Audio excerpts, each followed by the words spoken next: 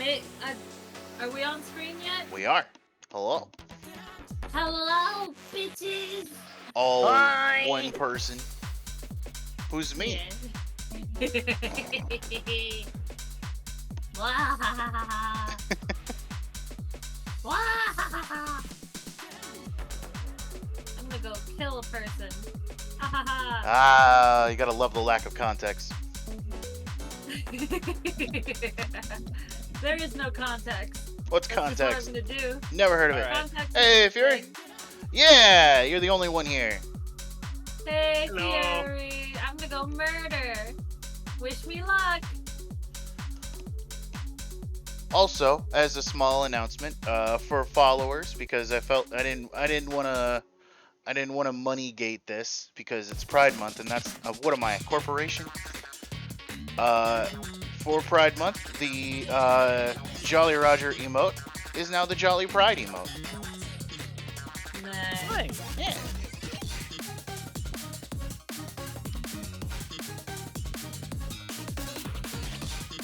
So yeah.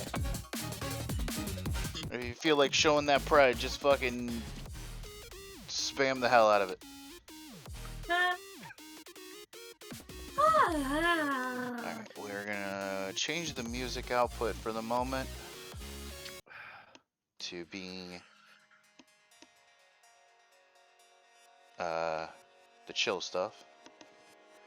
As we're gonna start getting into this, because it's this whoo do we got a hell of a saga ready and raring to go for this one, because it is a 5-part saga this time around. We're about to go into it's a really long one. This is a major turning point for the series. I'm invested. I care. I care. I can feel it. Can't you feel just how adamantly he cares? I can actually see it because now his model moves on screen. Ooh. Does he flail around? He can flail around, though he is sellotaped to my shoulder. Got it. It's Yeah. great. I'm positioned on his shoulder, and then the top of me moves. After the few requisites, Oh. it's really great. Yeah, Give me a good. second, I I'm need to glad that pull I up can help screen so I can I'm watch. glad I can help make things a little bit better for you, Fury. I hope things get better for Wow! you in general. Yeah. Yes. That said, But today is gonna be an up and down day. That's for damn sure. So, anyway, down. as our general recap for King and Turtle's purposes of never being able to remember characters, Because I have goldfish memory, yes. you're not the Hold only on. one. Stop moving! Stop moving! I have something for you. What? I have Goldfish the memories can extend for up to 6 months. You have no excuse. we have the quick recap of our current state of being, with one additional addition that we must make now that he has officially joined the crew, being that the Straw Hats have a new member, of course.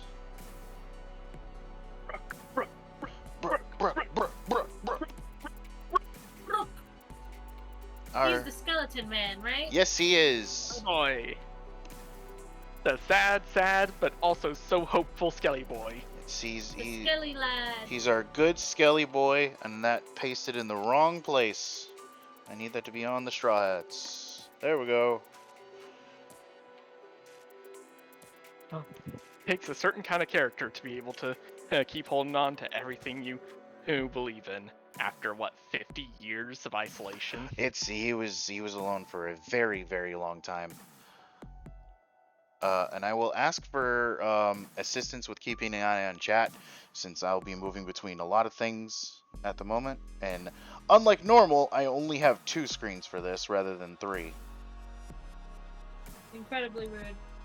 Well, that's what How happens dare when you have to be watch so your parents' house. unprepared. Han, I fell to my death. Give me a minute before you kill Ragnar. Okay, I think I'm probably You gonna have fell to to be your one to monitor chat. I would appreciate that. Okay, so As per usual, we have the Captain Luffy, our first maiden swordsman Zoro, Nami the navigator, Usopp the sniper and liar, Sanji the cook, Chopper the doctor, archaeologist Robin, shipwright Frankie, and the newest member, our musician, long-awaited musician, Brooke, who is connected to a whale. The whale. The precious whale. The bestest boy is the whale. The whale The that baby. nobody ever expected to have been important, but it was truly fucking important.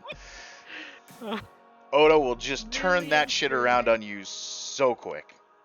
By the way, so I obviously had to miss the last bit.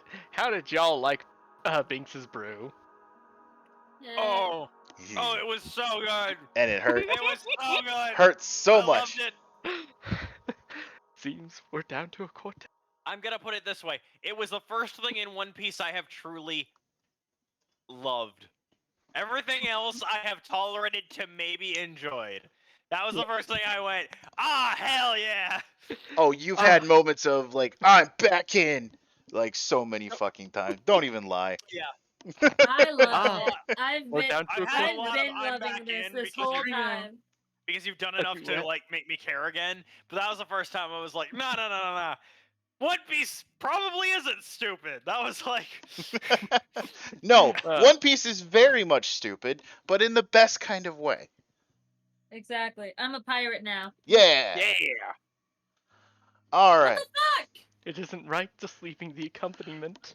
Babe, So, I don't know. okay. I'm gonna see if I can. why did you run in without, like, I I was didn't attack him. distracted. It activates as just- soon as you go in the room, You King. It's always been dumbass. like that. In case you couldn't tell, they're I'll also fix playing this. another game. They're doing I'll WoW. fix this. They're playing Die. WoW. I need a picture of the red line. Oh God. That's so good stuff for me to say. Just like, go die. Okay, are you looking for like from water level? Yeah, water level would be perfect. All right, cool. I think that this picture perfectly encompasses the very concept of the red line. It might be the same picture I literally just found, but we'll see. That one? That's the one. Is it a red line? Yeah. If you Oh, if you could also grab a picture of Sabaody Archipelago too, please. Yeah. Also, I'll grab a second picture of the red line. Well, they know what the world looks like. Yeah, fair enough. Okay. And Sabaody Archipelago. So we come into this one with them having, there's a little bit of a thing that does happen where they fight a water current, but we're gonna skip over that because it's kind of more filler than anything else. I mean, they More do have Grand Line is picked up. more Grand Line is messed up. There is a little bit of a, hey, this is kind of like when we first entered the Grand Line and there was a big storm, like kind of situation. So there's that kind of fun.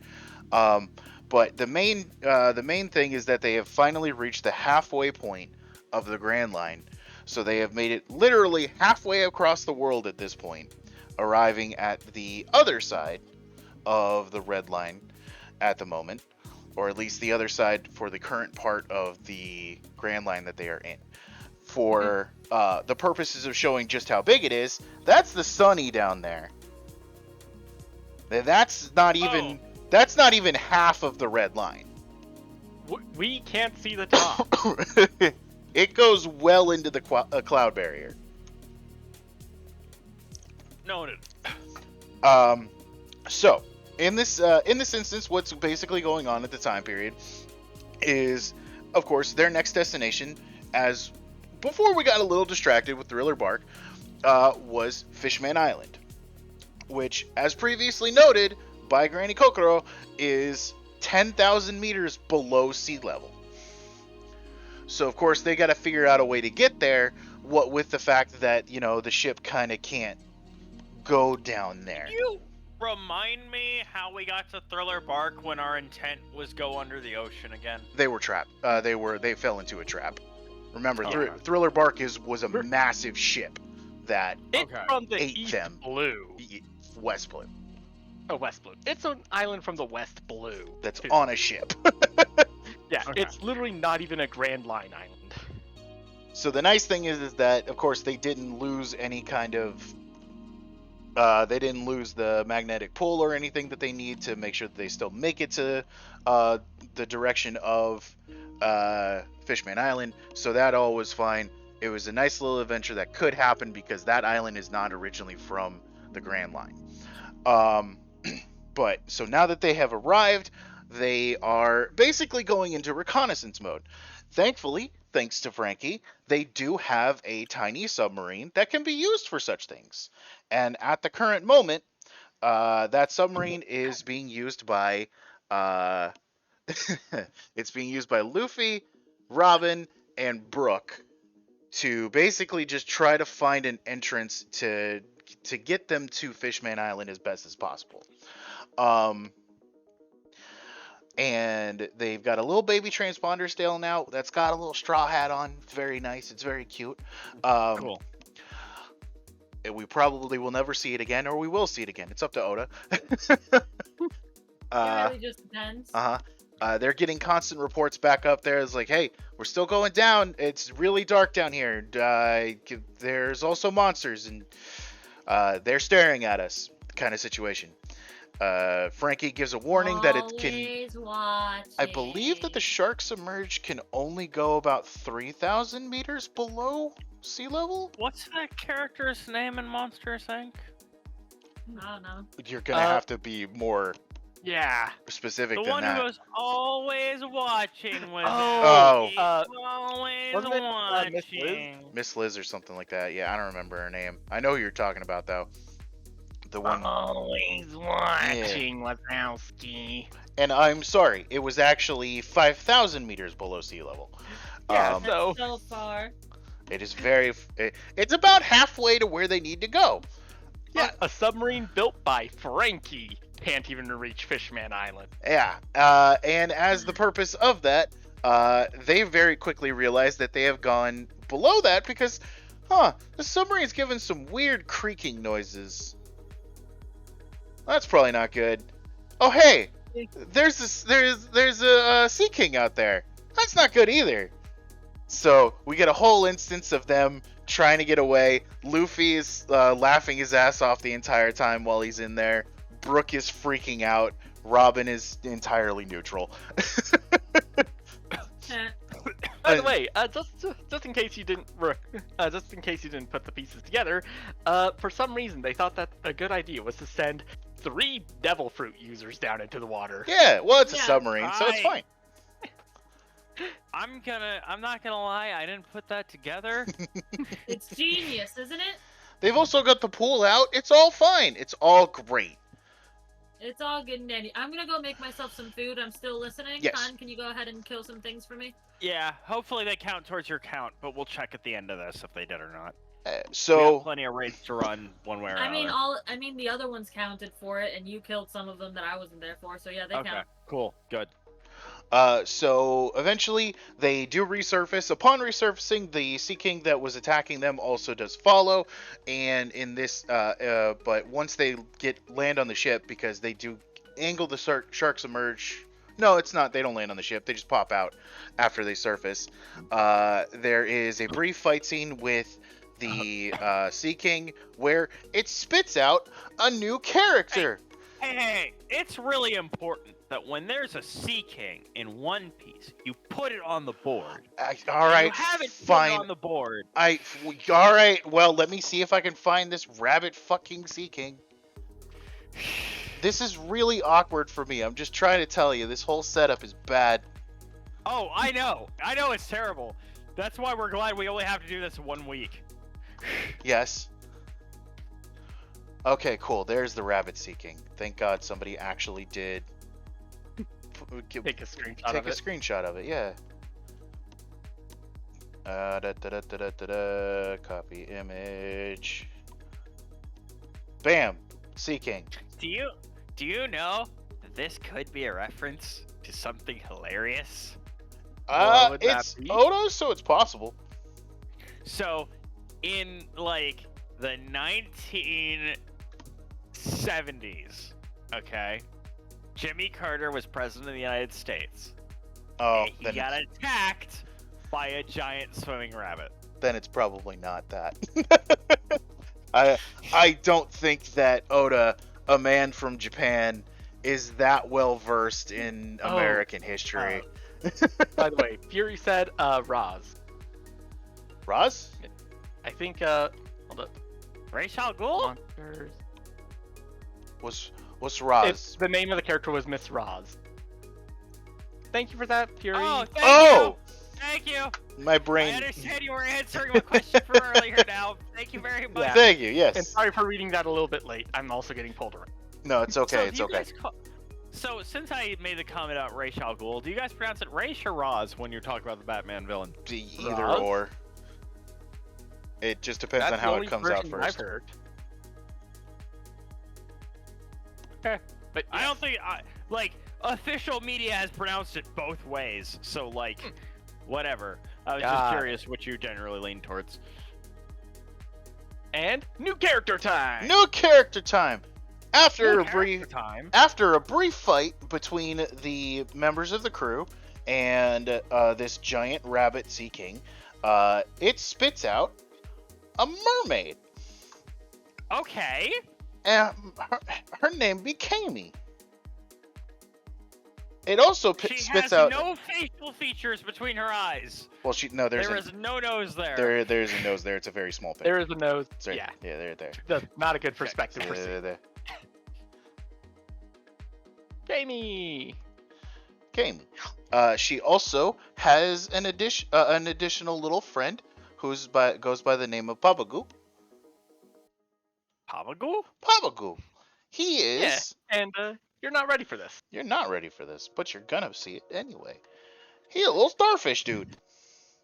Okay, I love this. This is stupid. This is fun.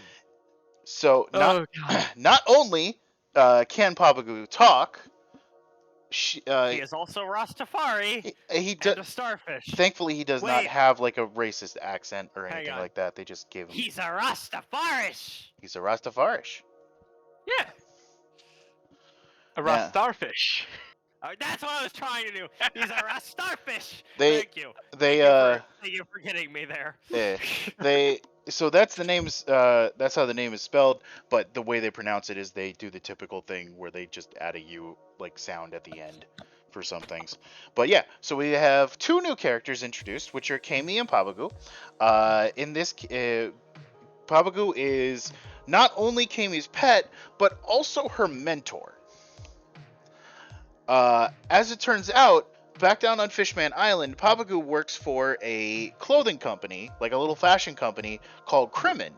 And Kami wants to learn to become a fashion designer, so she is learning from Papagu, who is their top designer. This is really sweet. Something tragic's about to happen. I will neither confirm nor deny yet. Is something tragic about to happen? It's a mystery. Who knows? But yeah, so there's a lot of fun jokes. There's a whole instance where we get to learn that Zoro is able to completely erase previous memories that he has. As What? well, we've encountered a mermaid before, But Zoro hasn't. but Zoro, upon learning that Kami is a mermaid and then being reminded of the fact that Granny Kokoro was a mermaid, immediately Kokoro was a mermaid. she was a mermaid. Well, much like Zoro is about to, he erased that memory from his brain. Yeah, not so much casual forgetting, but literally just, you're a mermaid, huh? Image of Grandma Kokoro appears in his mind, then disappears. Never met one before. Never met one before. And we get Chopper on the side. It's like, he erased his memory! So, that's a thing that Zoro can do. That's pretty impressive. Explains why he's so bad at directions. Was something Sanji said?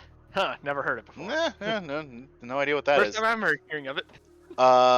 But with them, there is a little bit more of a thing that's going on. We actually learn that not only is there a way to get to Fishman Island that is actually pretty close by, thanks to the fact that this is where everyone who ends up at the red line at this point will end up going anyway. we also learn how to get down to Fishman Island. The Kami and Pabagu tell the crew about a location known as the Sabaody Archipelago, which is a nearby. It's not truly an island. Essentially, it is a massive forest of mangrove trees. Yep. Which we will not get to quite yet, but I'm giving you that little taste, and I'm not showing you any images of it either until we get there. Mangrove is so fucking cool. Like, no, we can continue with the One Piece in a minute, but like, just pull up a picture of mango trees. Not the anime, not from the anime, just like actual mango trees, and post them on the fucking board. Because these things are such a fascinating ecosystem. I love them so much. You love The only so trees cool. that can drink salt water and filter it He properly. loves making me one hand type this shit out. And their root structure is incredible. Like the way that the environment, the habitat they provide for animals, it's just so cool. Little mangroves. There was a mangrove exhibit when we were at the Tampa Aquarium. Yeah. So. Well, mangroves are pretty common in Florida, in the swamplands, I'm pretty sure. Yeah. But yeah, so we learn about that. We learned that they're basically the Straw Hats can go there to get their ship to have a process done on their ship, which is known as coating, which we won't learn about until a little bit later, but I'll go ahead and explain now. Essentially, Coding or coding? Coating. Coating. Yes. Essentially, what it does is they take a very special resin substance, coat the entire ship with it, that essentially basically gives it like a bubble shield in a way, which is used to keep air inside and allows for ships to travel underwater to Fishman Island using the currents underwater without cracking under pressure.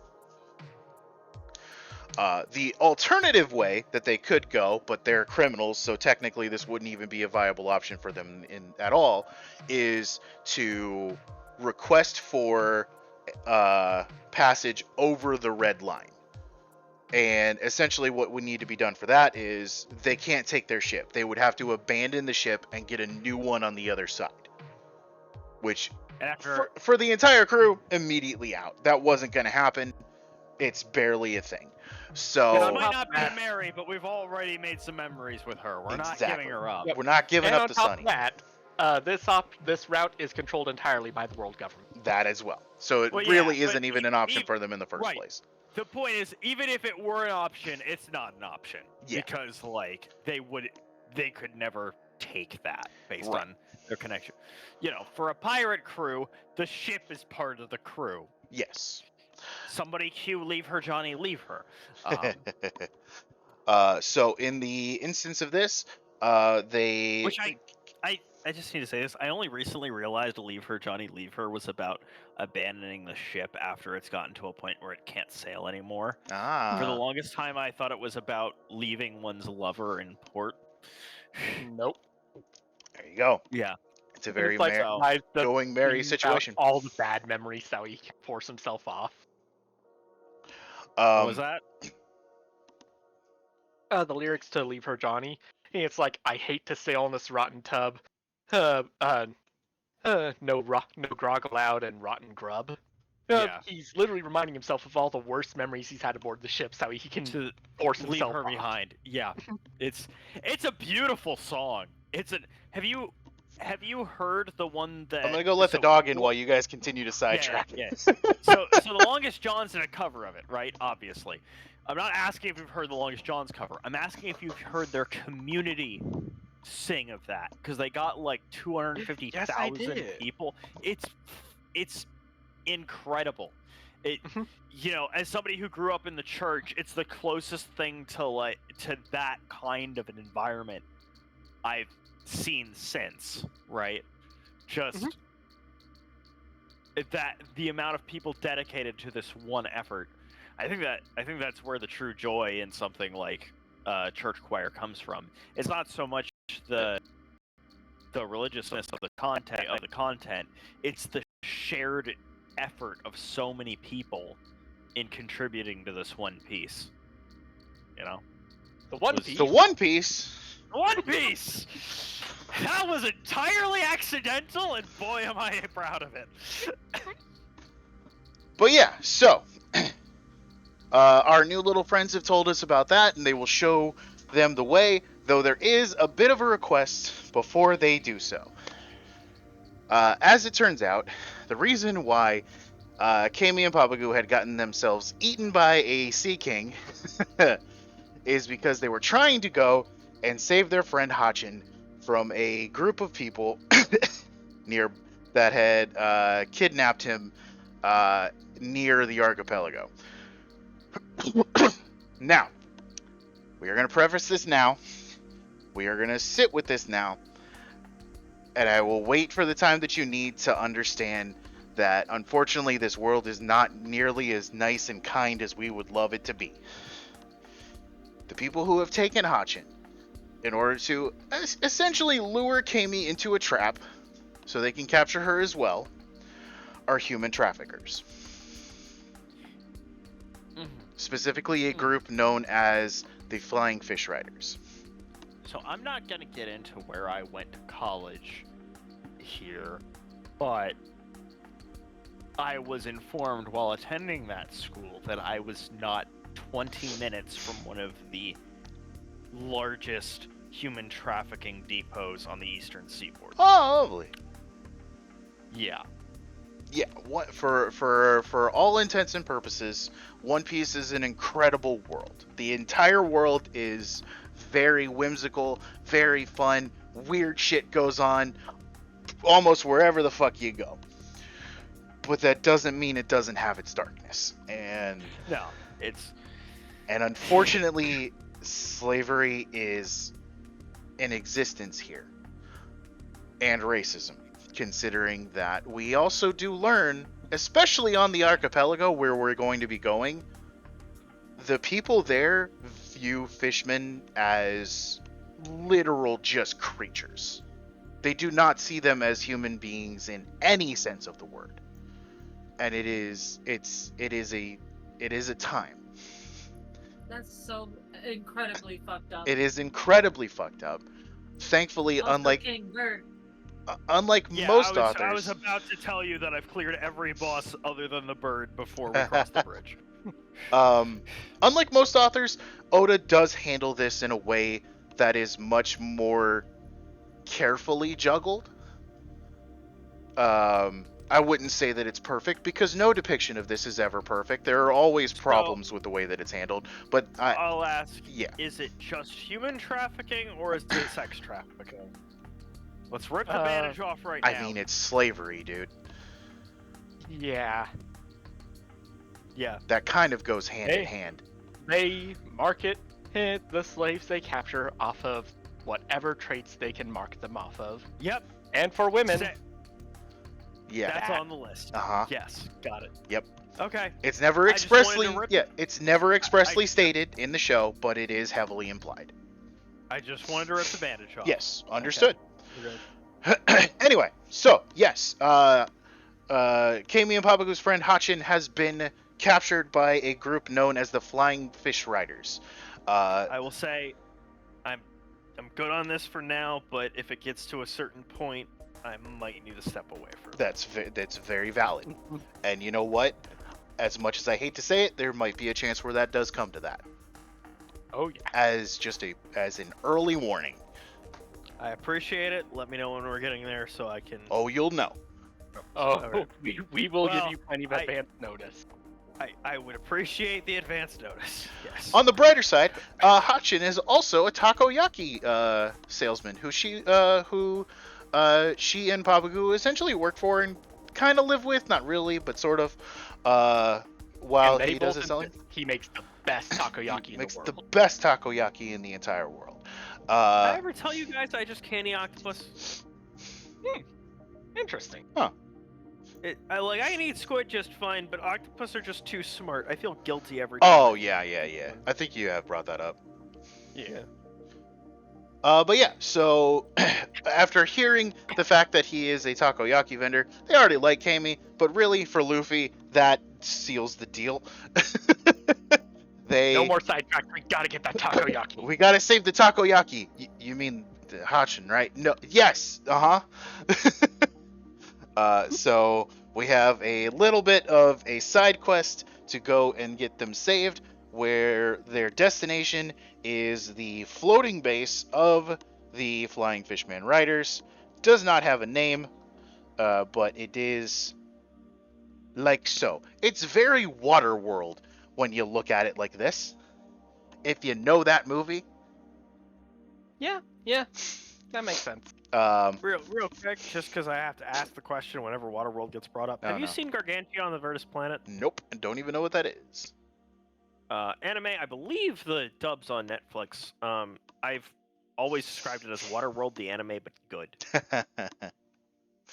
Would recommend. Good. It's like 16 episodes, Yeah. something like that. I'm going mute again. Okay. All right. But yeah, so we also get a very quick glimpse of the Flying Fish Riders as they are working with a group of fishmen who are the ones who want to capture Kami in the first place. So unfortunately, I have the displeasure to say that it doesn't matter what race you are, you can still be an asshole who likes to human traffic. We get a brief glimpse of the leader of this group, who is a man by the name of Duval. At the time of introduction, however, we do not get to see his face. He's a very large man, and he wears a mask for a very specific reason. And we do learn something about him very swiftly. He wants Sanji. No. Oh, All right. We didn't learn that fast? No, I thought we not- learned that very fast. No, we did not learn that fast. That was actually the big reveal. Good job, Tabor. No. We don't know He hates why. the Straw Hats, and he has been looking for the Straw Hats. Son of a... Fuck. Yeah. Look, to be fair, with how much we have to cover... It's fair. That's true. Yes, he has a seeming grudge against the Straw Hats, which is later revealed that it's a grudge against specifically Sanji, for reasons we will get into in a moment. Yes. But that bit I won't spoil. yes. So the crew is in agreement. They start heading over. They do get a very brief glimpse of the flying fish riders who soar over their heads on massive flying fish that have bicycle equipment equipped to them. Yes, King, I am getting an image right now. Calm your tits. That's sick as fuck. You know what? Nah, that's sick as fuck. I might not like One Piece on the whole. Alright, I might not be 100% convinced. I'm gonna give the thing credit where credit is due.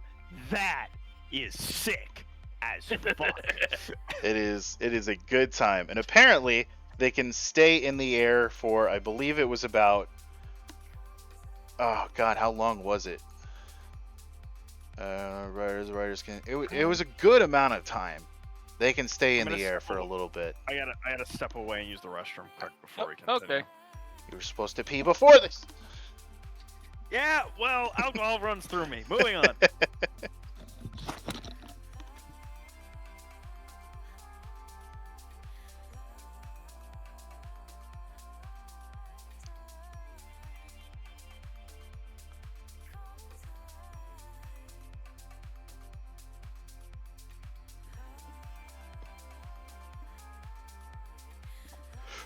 How's your day been? Hey, what's up, Robbie? Just a time for an absolute tragedy. The best kind of tragedy. The absolute kind. Yeah, they are not ready for what is about to happen, and I am all for it. Oh wow, the wiki has their name updated. Really? It does.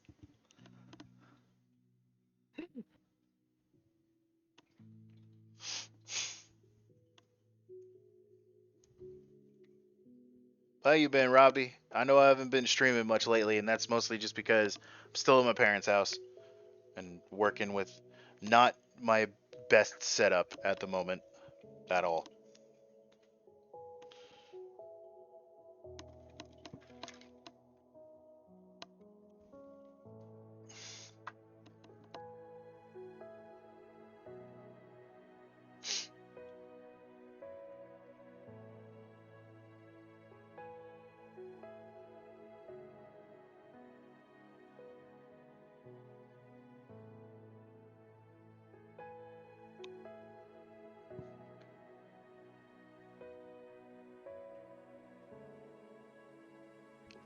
I need to see if I can get a picture of Hachin when he's, the only one who's the version of them I have, by the way. Fair enough. If I go to his thing, yeah, I know who Hachin really is, but is there just an image of him when he's trying to hide?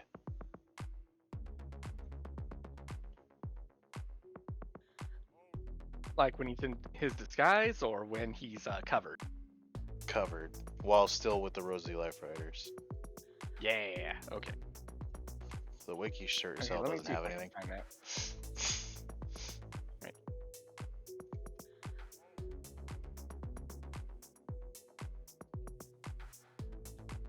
that. No, that's...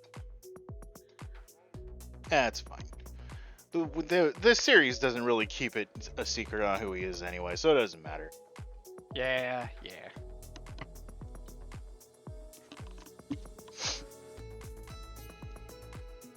Also, I forgot Turtle was listening, so I just ruined that fucking secret for her. Woohoo! Yeah, that's why I avoided saying anything specific, and then I couldn't warn you in time. Yeah, I forgot. I'm certainly having an okay day. It'll be even better when the night ends in the morning and I can ditch all my fucking work equipment for 5 days. Ah! Well, I found a image of him covered up. However, even then, it really doesn't.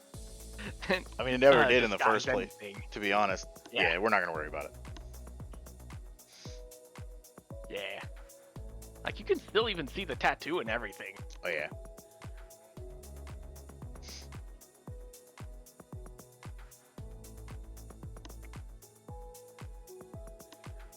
I also love the fact that using VTube Studio's app for capturing my face has taught me that I apparently have resting bitch face. And I don't know if it's because of my glasses or not. Hey, do you want to tell me if I lift up my glasses or remove my glasses if my eyebrows go higher? Sure thing. I can't see. I'm blind when I take off my thing. Yeah, I'm watching the... I've removed them, so if I'm moving around and talking, then they're gone. Did the eyebrows at Yeah, least your raise up? eyebrows did go higher. Oh, Your for eyebrows did fuck's go sake. higher. I guess I gotta go to the eye doctor and get contacts.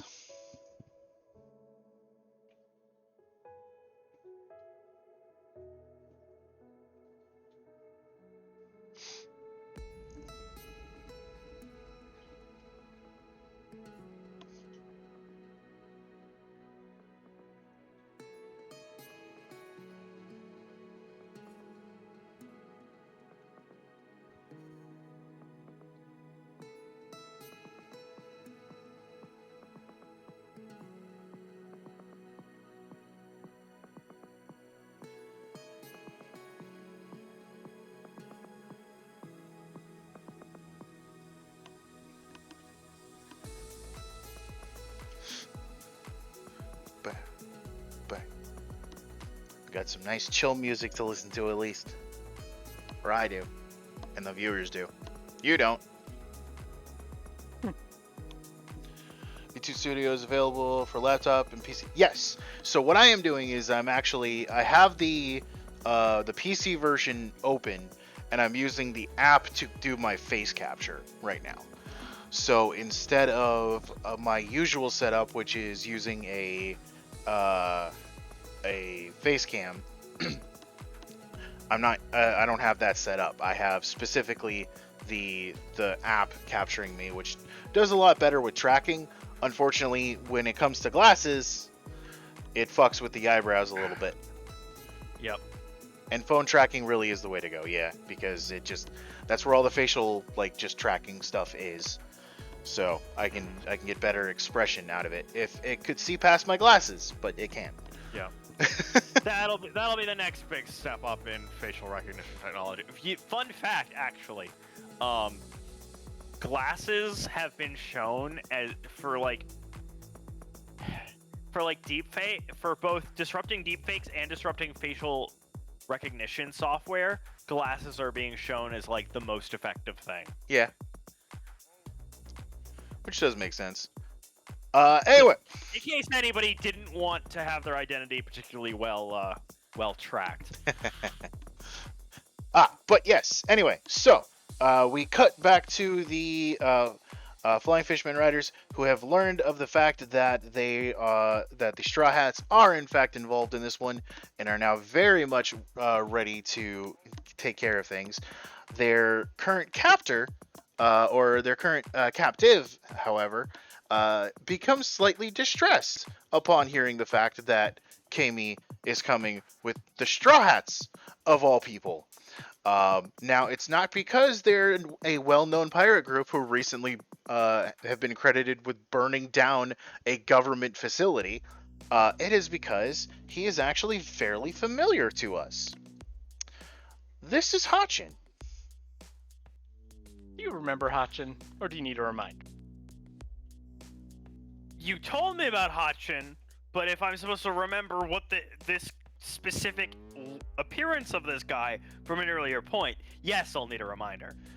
Well, do you remember all the way back in the East Blue when we first encountered fishmen? Not well, no. At a certain place called Arlong Park? Not well, no. Well, here's your reminder. This is Hachi, one of the former commanders of the Arlong Pirates who was involved in the entire situation of Nami's past. Oh! Yeah. Oh! Now, to preface on how he got here, they're usually Oda loves to do a thing, and unfortunately, it does not always get animated. There are a couple of instances where these have been animated, but most of the time it is unfortunately left out, even though it is important. But he creates cover stories, which explain the aftermath of after the Straw Hats have moved on from certain places. In some cases, there have been one to show what Ace was up to after he initially left Alabasta. What CP9 did after they lost to the Straw Hats way back. And there was one very early on, which was the adventures of Hachi as he was escaping from the Marines and heading back into the Grand Line, which eventually led him to meet Kami and Papagu and open up his takoyaki shop. And also, side note, one of my favorite cover stories is figuring out what happened with Enel after he left on that giant golden flying ship. There is also that, which is what eventually confirmed the fact that there are aliens in One Piece. Because he does make it to the moon, and we run into space pirates. And little tiny guys. But at the moment, that's not important to the story. Yes. For now. Back to Hachan. For now. It'll probably be important later on, to be totally honest. Oh yeah, definitely. But yeah, so Hachi has been is the one who was captured, and upon hearing the fact that the Straw Hats are the ones that are on the way, he becomes very worried because they have a bit of a sordid past. He's changed his ways. He's a good boy now. He doesn't do bad shit anymore, and he actually does have a lot of regret for what happened with Nami back in her home island and all of that. As a means of that, he has been completely staying away from the pirate life in general. He has not returned to the original the original pirate crew that he was with before splitting off into the Arlong Pirates, which was the Sun Pirates, which is the pirate group that is actually led by the very, very long ago mentioned, and this is why I'm dropping the name, Captain, the Warlord, Jimbei, who is also a fishman. So we, upon arriving, he attempts to at least make it so that the Straw Hats can't easily recognize him by covering himself in his own ink. This works for 2 minutes before even Luffy finally catches on to the fact that this is that octopus guy from back at Nami's village. And upon realizing that it is Hachin, or is Hachi who they have come to save, they immediately want to turn around. For obvious reasons. They're, this guy was a dick to Nami, and he was, even she later admits that he's practically harmless, but he was still involved, so they're basically like, we're sorry, Kami, we can't save him. That, of course, makes Kami and Papagu very sad, and they start yelling at the crew, saying that they thought they were different, that kind of shit. And so they jump over the side and go and try to save Hachin themselves, and immediately get captured. Yeah. It's not very fast. It is not a big. It's not a long situation. During this time period, the Straw Hats come around. They're like, Nami, of course, admits that he's not that bad of a guy, and all that kind of stuff. Luffy really wants that takoyaki, so they say, "Fuck it." They're going in on this. So a nice little battle starts. Currently, Duval is nowhere to be seen. Only his fishman riders are the ones taking part in the battle, along with the 3 fishmen who were after Kami in the first place to sell her off to a trafficking shop. Yay, fun times. Upon this situation, things aren't going well for the Flying Fish Riders, of course, because it's the Straw Hats. They're starting to lose. We get a good couple of gags, a couple time periods, at least which work better in the Japanese anime, where they're talking about converting their battle positions and stuff, and for some reason, Frankie keeps hearing pervert. Only in this case, I think in Japanese it was like henshin and hentai was the confusion. I don't know. I don't remember. All I know is that the joke didn't work as well in English. So there's always that. Now, the battle going in their way eventually does lead to Duval being revealed, i.e. eventually, after a third attempt to steal a flying fish that finally doesn't end with Luffy landing in the water, he crashes directly into Duval's hiding spot, I guess is the way to say it is. And he gets to see him without his mask on, which freaks Luffy out for a moment. But he doesn't really get much time to really process that, because Duval gets his mask on, jumps on his big old boy. He's got a big old bison, yeah, little bison yak guy named Motobalo, which I really want to get an image of without it being a spoiler, but I guess so that's not going to be a problem. You'll have to go on without it. No, I can do this. I have the power. I have the power. I have the ability. There you go. There's Motobalo. And no reveal of anything at the moment. So Luffy is chased through the area by Motobalo. He is currently just trying to get away because, at the moment he's still in shock. upon getting out there, during the fight, we also do come to realize that Zoro is not completely healed yet. I don't know if I have to remind you, but he went through some shit on Thriller Bark, as you may remember. That whole business with Kuma. The whole thing with Kuma, the entire fight beforehand, just everything. So he looks like he's fine, but he's not okay.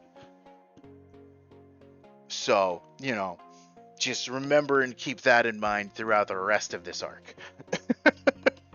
But yeah, so eventually, Luffy does lead them back out into the open area, and the guy, they're like, God, what the hell? Why does he hate us so much? It's like, you know what?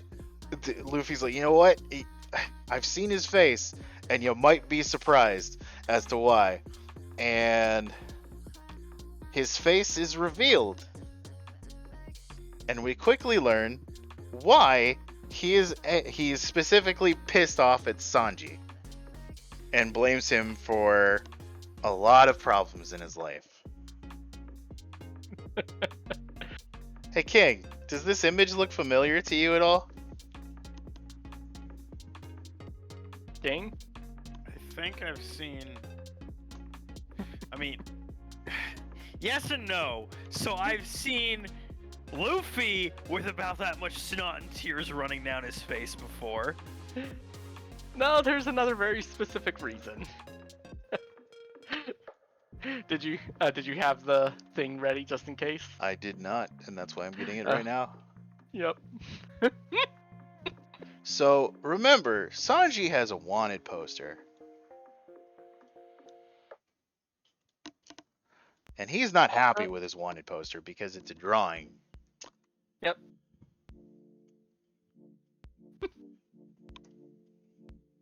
Wait. No cameras have ever been available to capture Sanji's image. No, the so they camera were was lost. available. The guy was an idiot and didn't take the cap off of the lens. Right. And so as a result, they had to rely on a artist interpretation. And wouldn't you know, it's a funny old world. It turns out there's a guy out there who looks a lot like Sanji's wanted poster right now. Oh. So this poor bastard, he's got a bit of a good reason to hate Sanji, for being for good reasons. For ruining his fucking life. Well, that's not to say that he wasn't a good guy all the time, because as it turns out, back in his home village, he was running an extortion racket. So he wasn't exactly that great, but he wasn't like top Navy problem sort of situation. He wasn't even a pirate.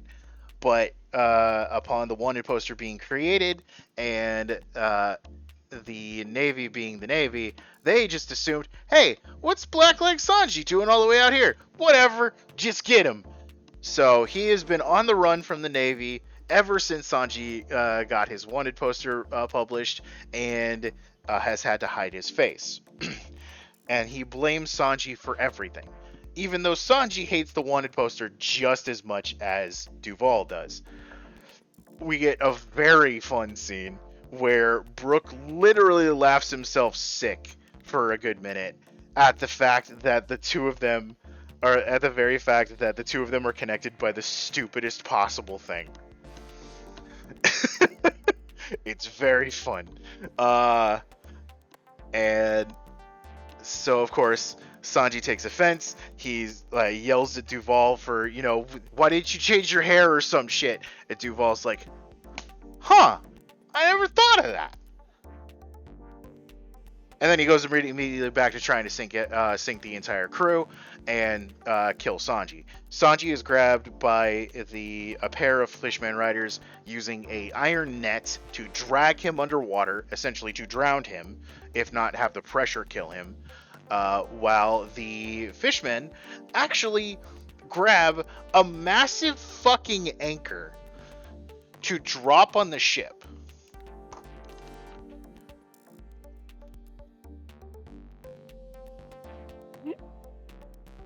I'm gonna see if I can get an image of it. I'm sure.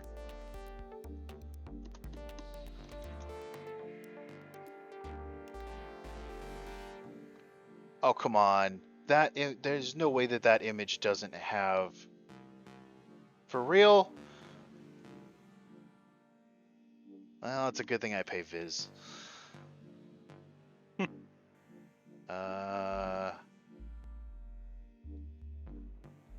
Trying to remember what chapters these are. Chapters 490 to 531. Yeah, we're the manga wise we're nearing the halfway point. How's that feel? I'm back. Welcome back. Welcome back. Welcome back. Ready to kill Ragnaros. Did you remember Hachi? Or should I? Can I be more proud of you than I am of King? Nope. Who are we talking about? That guy in the middle. Hachan. The one that's tied up in ropes? Yeah. Yeah. Do you remember him? I remember his face. I remember his hair specifically. All right. Do you remember where he's Fair enough.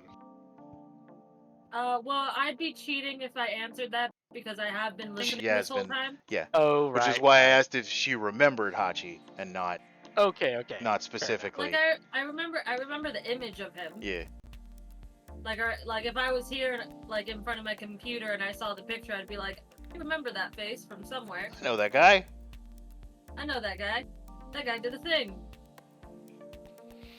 Anything other than that? Too much faith in me, guys. Too much faith. Oh hey, while this arc is going on, actually the CP9 independent report cover story was happening. There you go. Fascinating. That's nice to know. Let's see. I just really want that image. I don't care if it's the manga version or not. I just really want that image.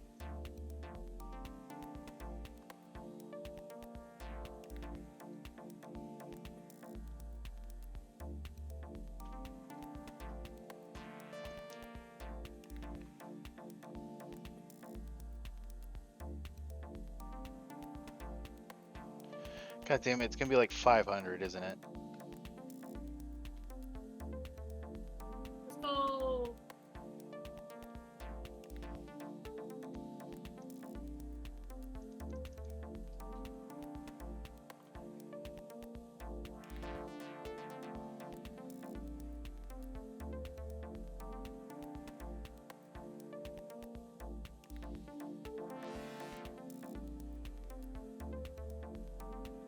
Nope.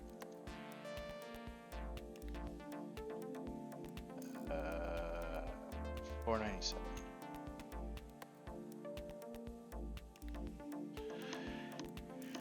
Nope.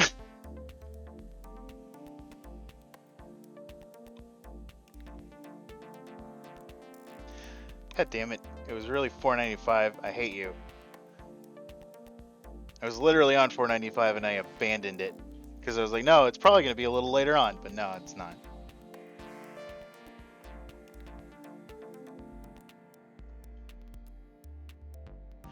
So yeah, okay, here we go. So we get a lovely instance in which a giant fucking anchor is being dropped on top of the Straw Hats crew. For point of reference, this motherfucker. Now, Frankie is not. Frankie's very worried, but he's not. He does not feel it's in immense danger, and he reveals the reason why after getting up to the main steering wheel of the ship, pulling a lever, and the mane of the Thousand Sunny starts to spin like a propeller. And what this does, thanks to the fact that the ship's sails are up, it actually allows for the ship to jump backwards, avoiding the anchor that is coming down onto the ship. It is a lovely technique that he has named Chicken Voyage. But not only that, we also have the reveal of one of the final things that is involved with the Sunny. Uh, it's the prow, or like the what's it called? The figurehead opens its mouth to reveal a cannon inside.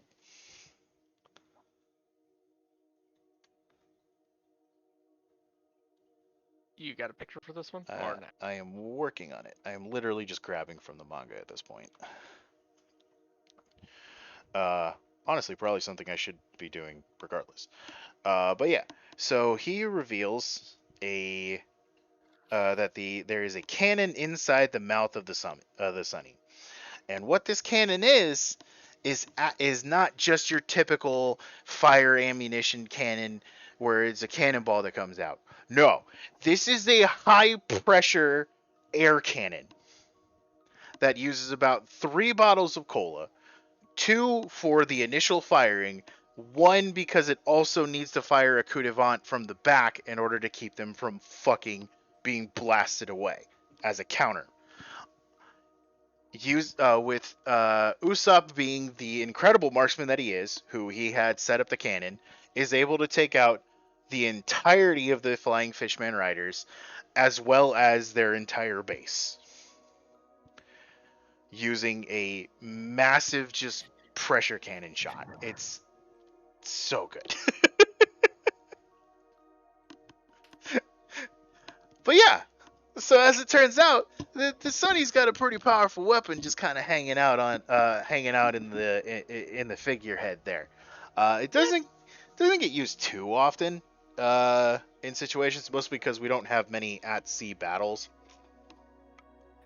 that take By place. the way, Fury. Ah, cool, a potato gun. Yeah, only with air. Yeah. There's no potato. Kuro! Hey, how's it going? Welcome in. Who just came in? Oh god. Kuroganashi. I am hoping I'm pronouncing the full name right. Uruganashi. Yeah. 2. 2. Eh. But yeah. So that's taken care of. Duval's pissed, but he doesn't really care about the fact that the base is destroyed, and he knows his men are probably okay. He's more focused right now on making sure that Sanji is dead. Too bad for him, there is a mermaid present. And as it turns out, the mermaids are the fastest swimmers in the world, which Papagu promptly boasts about. And I feel like that makes sense. yeah, and even says that if Kami weren't so airheaded as she is, because she is a little bit of an airhead, she's a bit of a ditz. There are many cases where she's just like she has like a little joke where she's either forgetting something or what have you. If she wasn't as airheaded as she was, nobody would ever be able to catch her. Yep. By the way, have they revealed her capture record so far? I forgot. So, bit of an airhead is a bit of an understatement. So remember how we first met her by her getting spat up by a giant Sea King? That was her 17th time being eaten by a Sea King, and her 28th time escaping the Flying Fish Riders specific. Well, the fishmen who were working with the Flying Fish Riders. Yeah, the fishmen specifically. Oh yeah, this part of the manga. But yeah, so as it turns out, if she was paying attention more often than not, she would never get caught.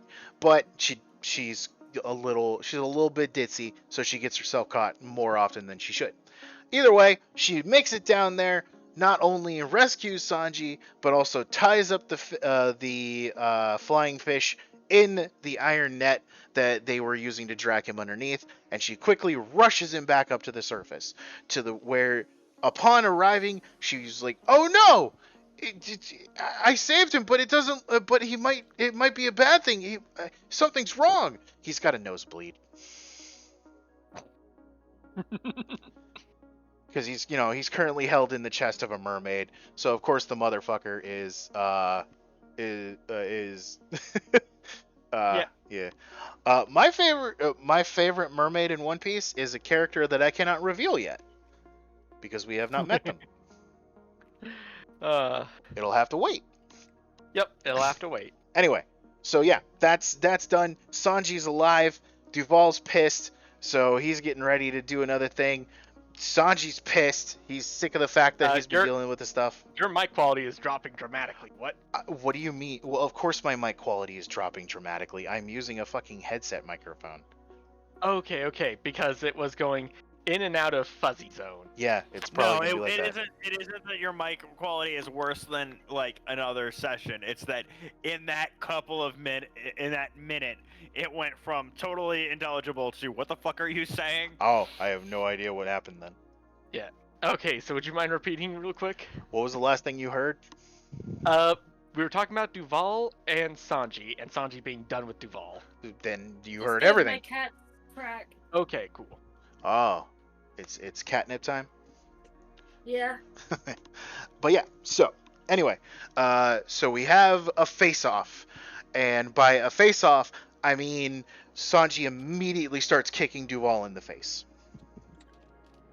over and over and over and over and over and over and over and over, and only is kicking him in the face. Yep. The entire time. Absolutely machine gunning this guy's face with his boot. And the fight very quickly ends with him being launched away. Hi, Rexy. Hey, glad you're here. I have a question. Is Twitch constantly like making you unfollow me or something? Because I come in and I have 4 different activity feed notifications of you refollowing me 4 times. What's up with that? I would love to know. Or are you really just like following, unfollowing? Rexy, run! Rexy's not in trouble. Run, There's nothing wrong. I need to know if this is a bit Just curious. or if Twitch is fucking with you. I just need to know. Twitch is evil for that. Okay, so Twitch Twitch being- is the problem. Okay, all right, cool. Just needed to know. Because this is very fucking weird. Hey, well, thank you for the follow. Hey! Let's hope this one Thank sticks. you for the follow, you completely random and unknown individual who we've definitely never met before.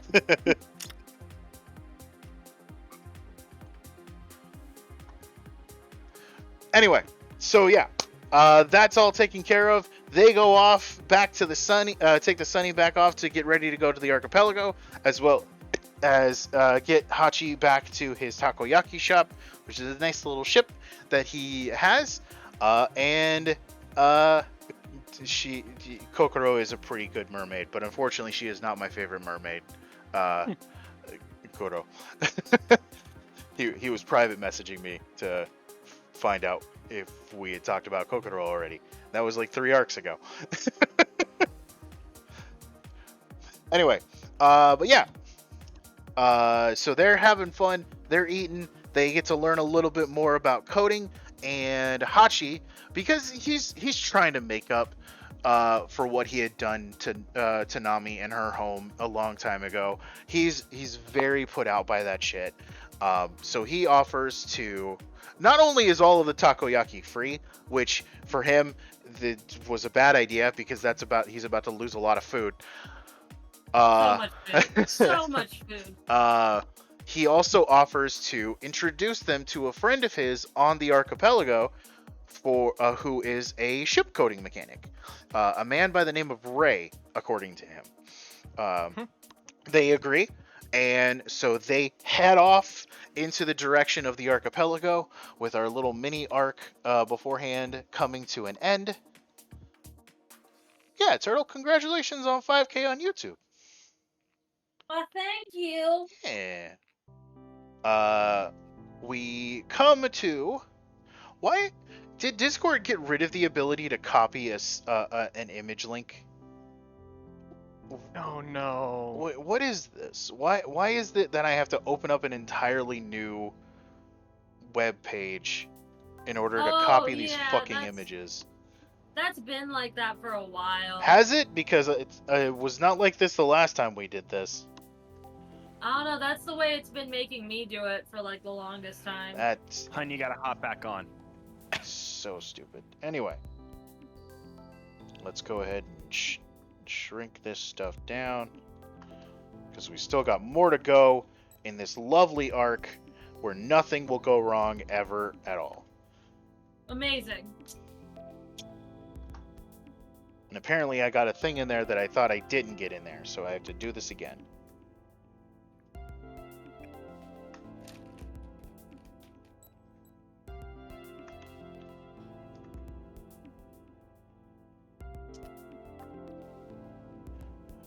Fuck it, good enough.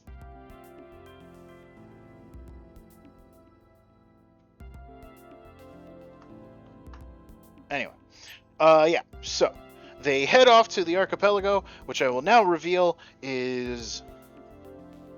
Apparently that's not the right button. There we go. This is a nice little top view of it. It's got a lot of bubbles going on around it. I wonder Looks if you like can... frog eggs. It does kind of look like frog eggs. I wonder if you can guess what the resin is made out of. Frog eggs? No. That's just what they look like. That is a very tiny amber? image, Tamer. I'm not gonna lie. I know. I couldn't find a bigger one. Those are bubbles, guys. Come on. Resin. There you go. This is a nice little side view. And yes, there is... It's very tiny. There is also a theme park on this island. We got a little amusement park. We got a roller coaster. It's got a Ferris wheel. It's all fun. This place looks like it's gonna be great, and nothing bad could happen here whatsoever. I feel like maybe you might be setting us up for something bad to happen. I feel like you're reading into things too much. Yeah. What are you talking about? Look at that Ferris wheel. Can anything bad truly ever happen? Look on at a this Ferris place. wheel? It looks so nice. Yeah, all the time. Look Consistently. at these big old mango trees that have the name of Hustle Muscle Mangroves. Yeah. They're huge and make up They're the entirety of all of the places you can stand and live on this archipelago, because there's Remember no how land we were here. talking about how amazing mangroves are? This place is beautiful. It's amazing. Nothing bad could ever happen. Nothing on a bad mangrove. could ever happen here. Don't just ignore the fact that we literally just dealt with a human trafficker group a little while ago. Ignore it. Speaking of that group, there is actually another quick incident that comes in with them, in the fact that we get to see what the fuck happened when he was kicked multiple times in the face by Sanji. Now, I think that I went over this before. I don't remember, but if you guys remember way back to the Enies Lobby arc with Ramen Nose Noodle guy, the lack of reaction makes me say that you don't remember. You say anime and Robin, and the only thing my brain can think of is Dr. Stone making duckweed millet ramen. Wow, you repressed ones. Repressed Wanse very hard. Essentially, there was an incident with the guy who can shoot ramen out of his nose, but because that's just something he can do. Wasn't a devil fruit power. Sanji kicked him so hard in the face, he rearranged his bone structure for a moment before it finally went back to normal. Okay. Here, he did that intentionally. And Duval has a new face. He literally gave Duval facial reconstruction surgery on the fucking fly. With a kick. With kick. Not a kick, multiple kicks. Okay. that's Multiple fair. targeted He's not so kicks. good he can do it in one. Yes. It's not so good he can do it in one hit. Correct. He's not that good at what he does. Okay, bye, Rexy. Bye, Rexy. Thank you for coming by. I can't wait till you get to follow me again. I'm perpetually hovering between 142 and 143 followers. It's just how it's been going. Anyway. But yeah. So, and because of this, seeing that he is no longer has the face of the wanted poster, Duval has changed his ways almost immediately, stating that he will no longer be doing human trafficking. He now loves the Straw Hats. He loves Master Sanji, and will, if they ever need him, there is his snail number, so they can call him for help whenever they need it. And he has renamed the group to the Rosy Life Riders, or at least eventually that will be the name. They go through many iterations until they get to that point throughout the rest of the arc. So yeah, Duval is no longer a problem, and hey, maybe he'll be an ally in the next, I don't know, give me 30 minutes. But yeah, so they arrive on the archipelago, and initially, things seem to be pretty okay, though for an odd factor. Now, we already understand the context for this, but the Straw Hats are still starting to learn about this kind of shit. Hachi and Kami have to don some not elaborate but slight disguises. Hachi has taped over the sun mark on his forehead and put a heavy coat on for 4 of his arms to stay under while they're here. Kami herself has donned a very long dress and a pair of heels that have been like the bottom of her flippers have been shoved into, essentially. The others don't really question it all that much. It was for half a second, but Hachi says, just don't worry about it. We're not just, don't bring attention to it. Also, we are close to Marijua. We are close to the very center of the world where the world nobles live. If you see a celestial dragon, do not get involved.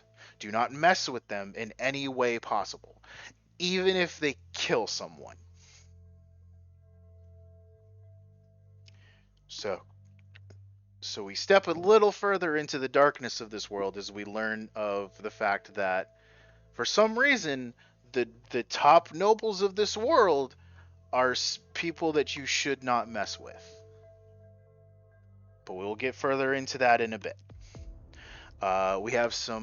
We go onto the island. We have some lovely little interactions where we learn about the fact that the bubbles that are produced by the hustle muscle mangroves are very strong, to the point where you can actually stand on top of them until they get a certain distance out of the reach of the trees. So once they go above the trees and go far enough away, they will eventually pop.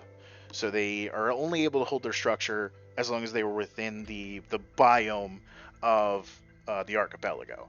But the resin itself is pretty much everywhere. If you just there's a nice little scene where Robin is examining the route that they are currently walking on, which I believe is Grove 41.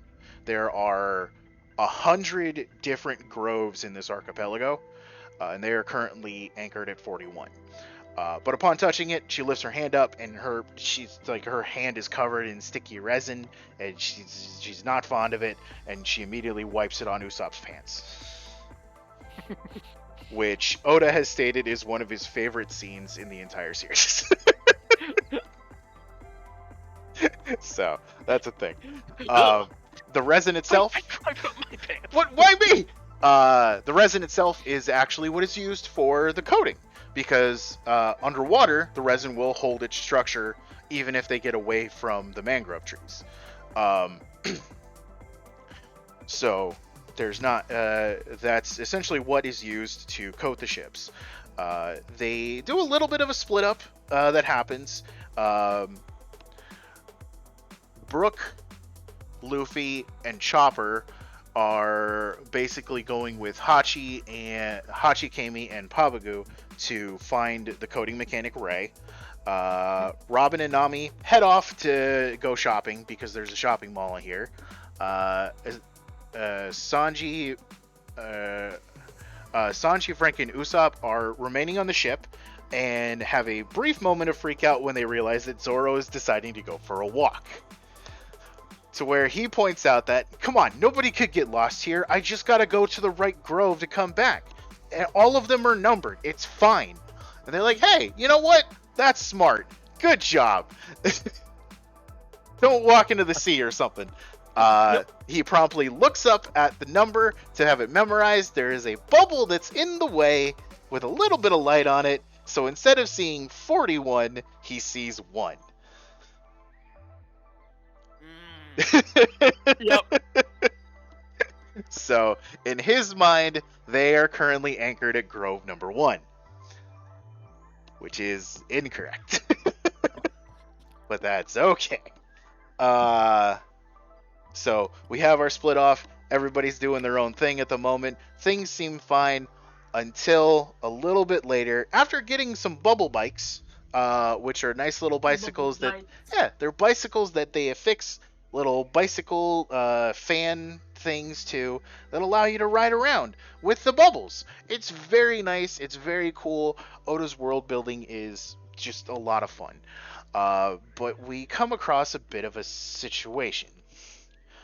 There is a pirate who is running through the current area at that time period and is yelling, is basically screaming to people to help him. Do you think we should give the warning at this point or not yet? Do you think this is bad? This is bad. This is a warning. We are going, King, you may need a minute after this one, but we do get to learn not only more about the world nobles and how they act, but also how slaves are treated. So the man is running through the midpoint of the town. Initially, people are a little freaked out because he's a pirate. It's not a huge deal because Sabaody is kind of a neutral ground, but not really a neutral ground. There is like a nearby base, but pirates aren't really messed with unless they cause problems. But then they notice something on his neck.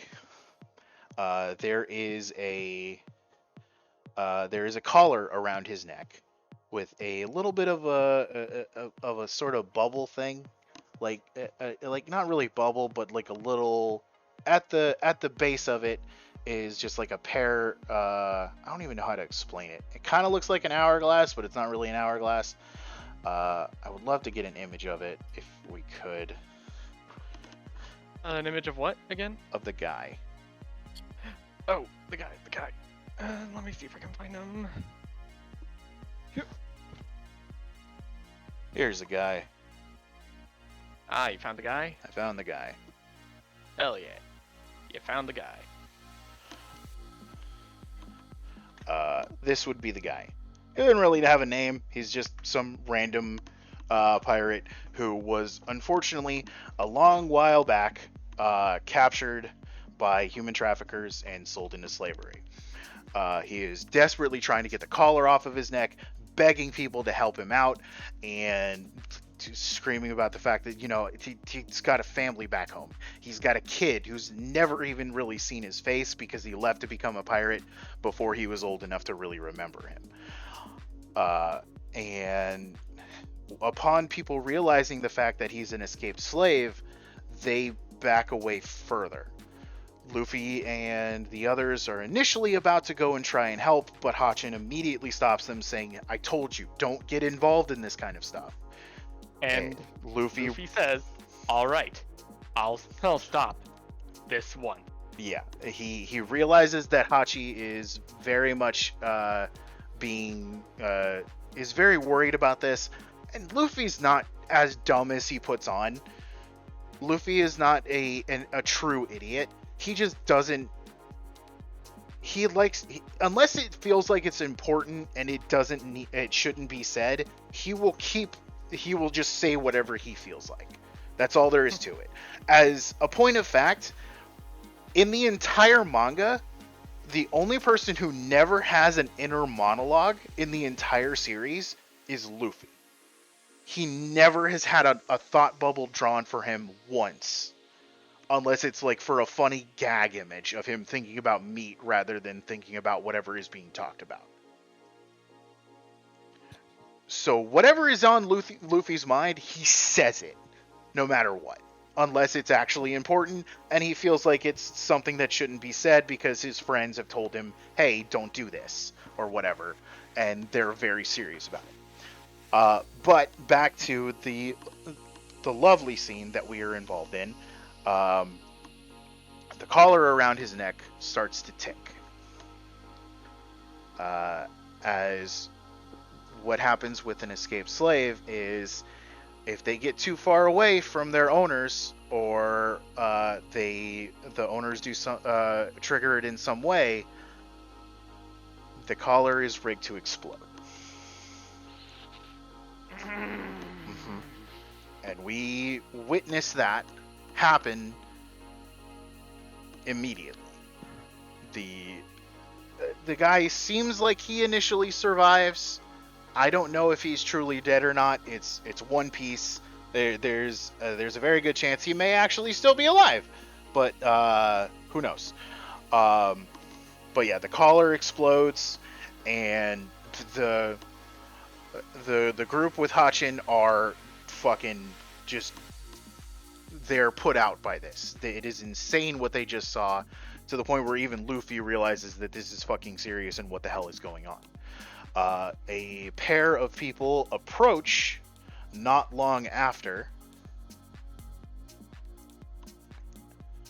and we have our first glimpse of world nobles.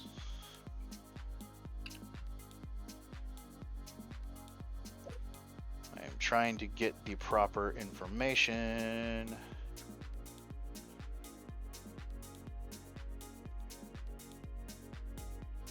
Or the proper introduction, I should say. Nope, that's the wrong one. I'll be right back. Okay. Okay.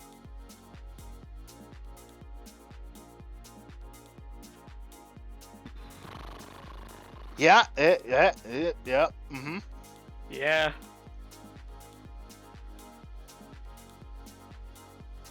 Here we go. And they are accompanied by another slave in the background. But we are introduced to our first images of the world nobles. These are, as shown on the screen, Saint Roswald and Saint Charlotte. And they're absolutely the worst kind of people you will ever get to meet in this entire series. And that's saying fucking something, honestly. We already have the likes of Moria, who stole people's shadows and made them unable to live in the sun. We've encountered Moria, we've encountered Crocodile, we have encountered many people. Hi, Riley. Who are not good people whatsoever. These guys take that and absolutely crush their ability to be scum. To anybody else, those people compared to these people, they're children compared to what these fuckers do.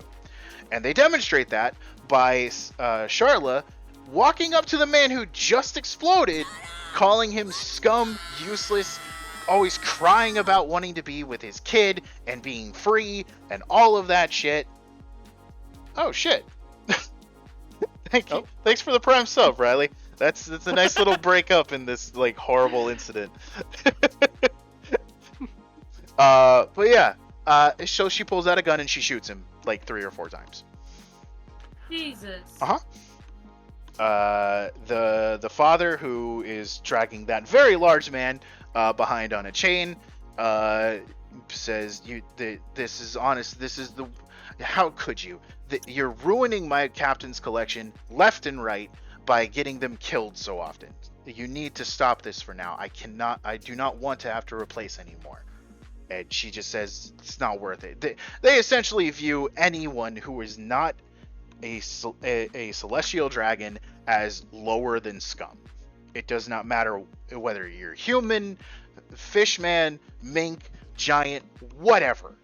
They are the gods of this world, who are the descendants of the 20 kings that brought about the beginning of the world government 800 years ago.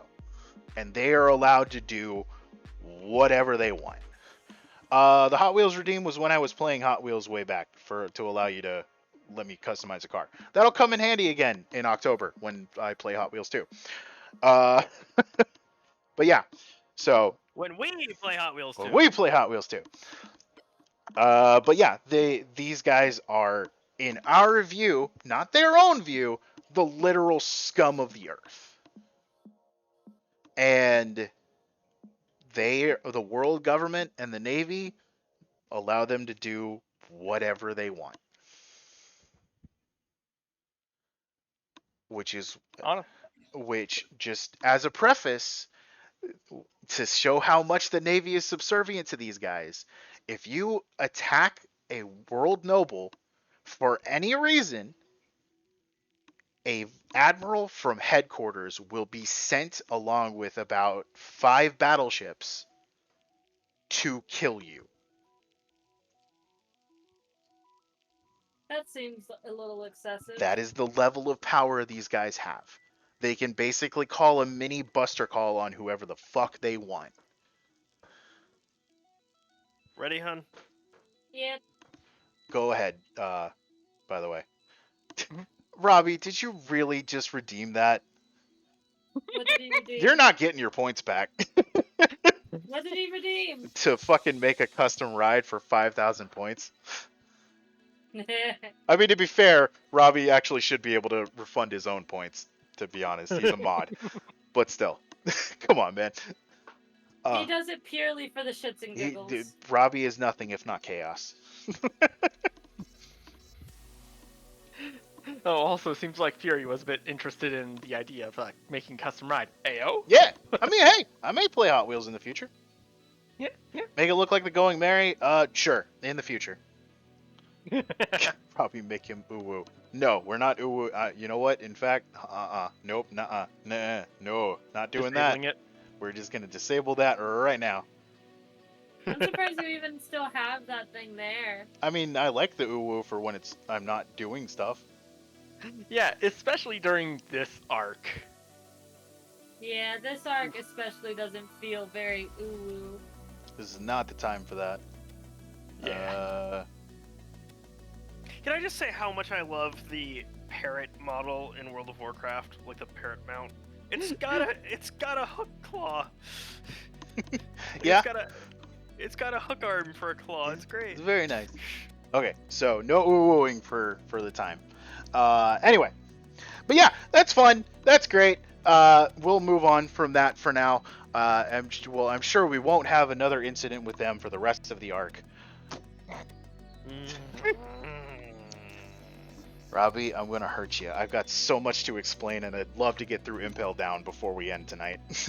But fine. Here you go. Here's your flip. King had to flip with me because he was on my shoulder. You don't get motion sick easily, do you, King? Ah. Oh, yes, very. Oh, then I hope you don't throw up from that spin we just did. I didn't watch it, so I'll be fine. There we go. Anyway, yes. So we move on from that for now as we continue on with the group heading in to the more lawless section of the archipelago, because this place again, it's I made huge. A mistake. What- Okay, what'd cool. you do? I'm gonna probably die. What'd you break? Her bones. Oh. No, I'm alive. Never mind, my bones are attacked. Of I five. landed in water. Just barely. I saw how close you landed to shore. But yeah. So anyway, we head into the more lawless section of the Grove, where we actually get to learn about a couple of other different human trafficking groups that hang out around the archipelago, because of course, why wouldn't they be here? A few groups attempt to attack Luffy's group multiple times, mostly due to the fact that, hey, he's got a 300 million berry bounty on his head. So you know what? No. Why not target him? They immediately get their Yeah. asses kicked, but why not target him? Unfortunately, during this time, one of the human traffickers does get to see something. Unbeknownst to the rest of the group, one of Kami's shoes falls off. And the guy does get to very quickly see before they are, launched away in a situation that she doesn't have normal feet. That's a flipper that popped out of that shoe, not a foot. I'm sure that'll mean nothing. I get things done. Click to fall on your screen. Well, his face is half covered, so it's fine. I don't have to worry about it. Ah. But yeah, don't worry about that. We eventually make it to the farthest portion of the grove. I don't remember what specific grove number that they're on. Hun, you coming? Grove 22. Oh, jeez, I can't. Yeah, give me a second. Grove 22? I think no, it's not Grove 22. That's where a different shop is. I had to do a quick thing. What happened? What's happening? Where am I going? What's existence? Who are you? Up here to kill the dinosaur. How'd you get here? Amazing. Well, I don't really need to kill the dinosaur. But if you kill the dinosaur with me, it's an extra roll for me on getting them out. Grove 16. That's where they end up at. So they end up on Grove 16 eventually, and make it to a small little establishment. Thank you for the sensu bean. A small little establishment here that is known as Shocky's Ripoff Bar.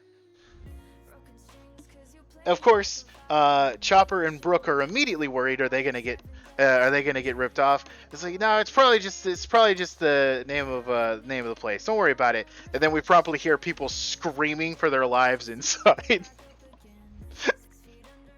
We go in, and we come across a new character, a young-looking woman by the name of Shocky. And we meet her in the ripoff bar. She is, How in did you fact, know? the owner of the ripoff bar. She is currently at the moment beating up two people who owe her money, scaring the shit out of Chopper and Brooke. Luffy, of course, doesn't give a shit. But Hachi greets her like an old friend, so obviously this is somebody who they're here to meet. And they ask, "Is this the coding mechanic?" He's like, "No, this isn't him. That's a different guy." And she asks where Ray is, and she quickly explains that she hasn't seen Ray for quite a while now. In fact, she hasn't seen him for over a year, stating that he's probably off at some gambling house or some brothel somewhere, and that's basically where he's fucked off to for a good bit. She doesn't seem put out by that, but the two of them do seem to have some form of a relationship. It's really not messed with too much. But yeah, so that's a thing. So we have a nice little moment where they actually do sit down, and we get to learn about some of the most insane characters that have ever been created, not because of what they're capable of or who they are, mostly, but because Oda literally came up with them the night before this chapter dropped. Incredible. Wow. Yep. And they have become some of the most important characters in the series since then. We learn that at this current time, a rather rare but very interesting event is happening on Sabaody, in which 11 of the top rookies of the current pirate era, or the current pirate generation, are now all on Sabaody. And they are known as the 11 Supernovas. These are pirates who, including Luffy and Zoro, are all pirates who have bounties of 100 million berries or more. And of them, one of them has a bounty that is higher than Luffy's. So we get introduced to the 11 Supernovas in a very nice little rapid Spitfire fashion. Most, if not all of them, have become important or embroiled in some event in the future of the series up until now, except for one who has not really had much done with him at the moment. But eventually, I'm sure that'll be fixed. This is the lovely image of the group. as I will do my best to get all of the information. Oh, for once, you actually have the info we need. Thank you, Yay! Wiki, for finally being of use for something. Okay, hun. So we're headed to Mogoshan Vaults next. I mean, I might be better to get some better images, but we're gonna need another slide for that. Yeah. Wait, which vaults? Mogoshan Vaults. Anyway, so starting in order of introduction, we have Capone Gang Beige. Okay.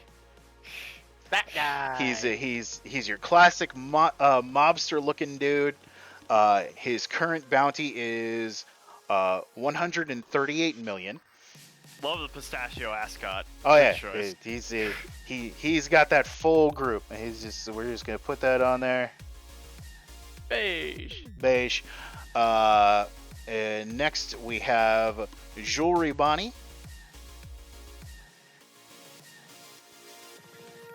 And where's the young glass? The only female member of the Supernovas. I've seen her before. You probably have. She currently has a bounty of 140 million.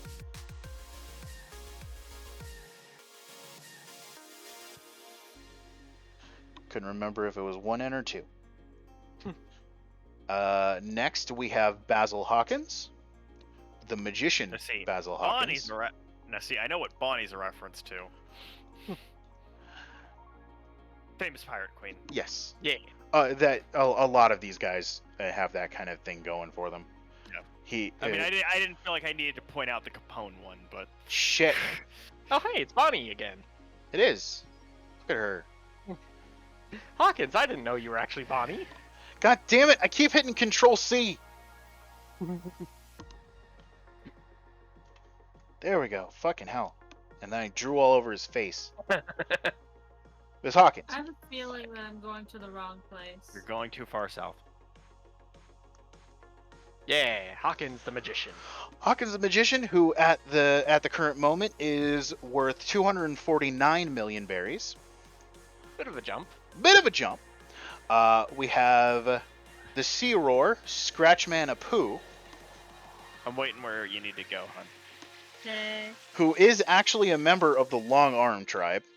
And by that I mean they have longer arms and an extra elbow joint. Okay.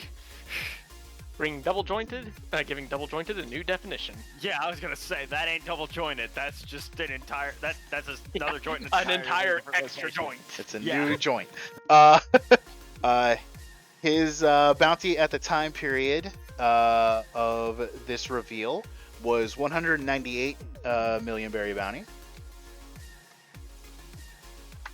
We also have the Mad Here, Monk I'm gonna go Arouge. Okay.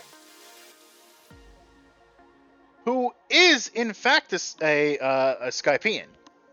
He is Okay. cool. originally, I believe he is actually also originally from the same island that Eneru destroyed way back in the day. Oh. I believe. I Well, might be wrong. Good thing he probably doesn't plan on having a homecoming anytime soon. No. He probably left because it was destroyed. Not gonna lie.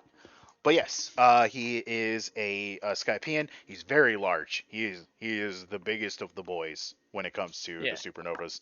If I remember correctly, Or- he's one who they haven't really done anything with so far. Yes, he is currently the only one who has not had a continued story involved with him at the moment.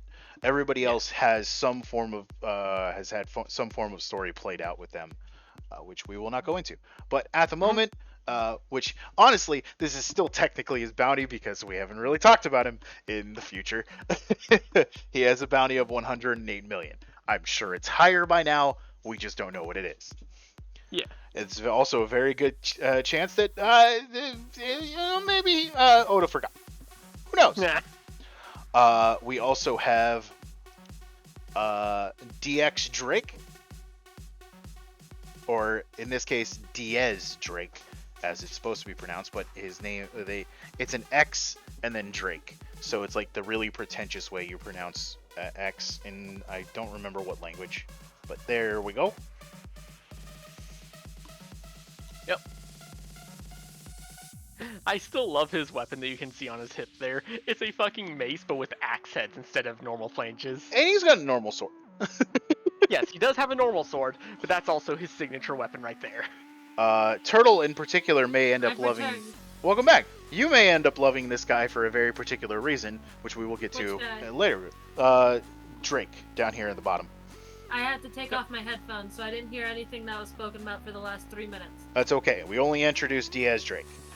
He is known as Red Flag Diaz Drake with a current bounty of 222 Is he million. like turtles?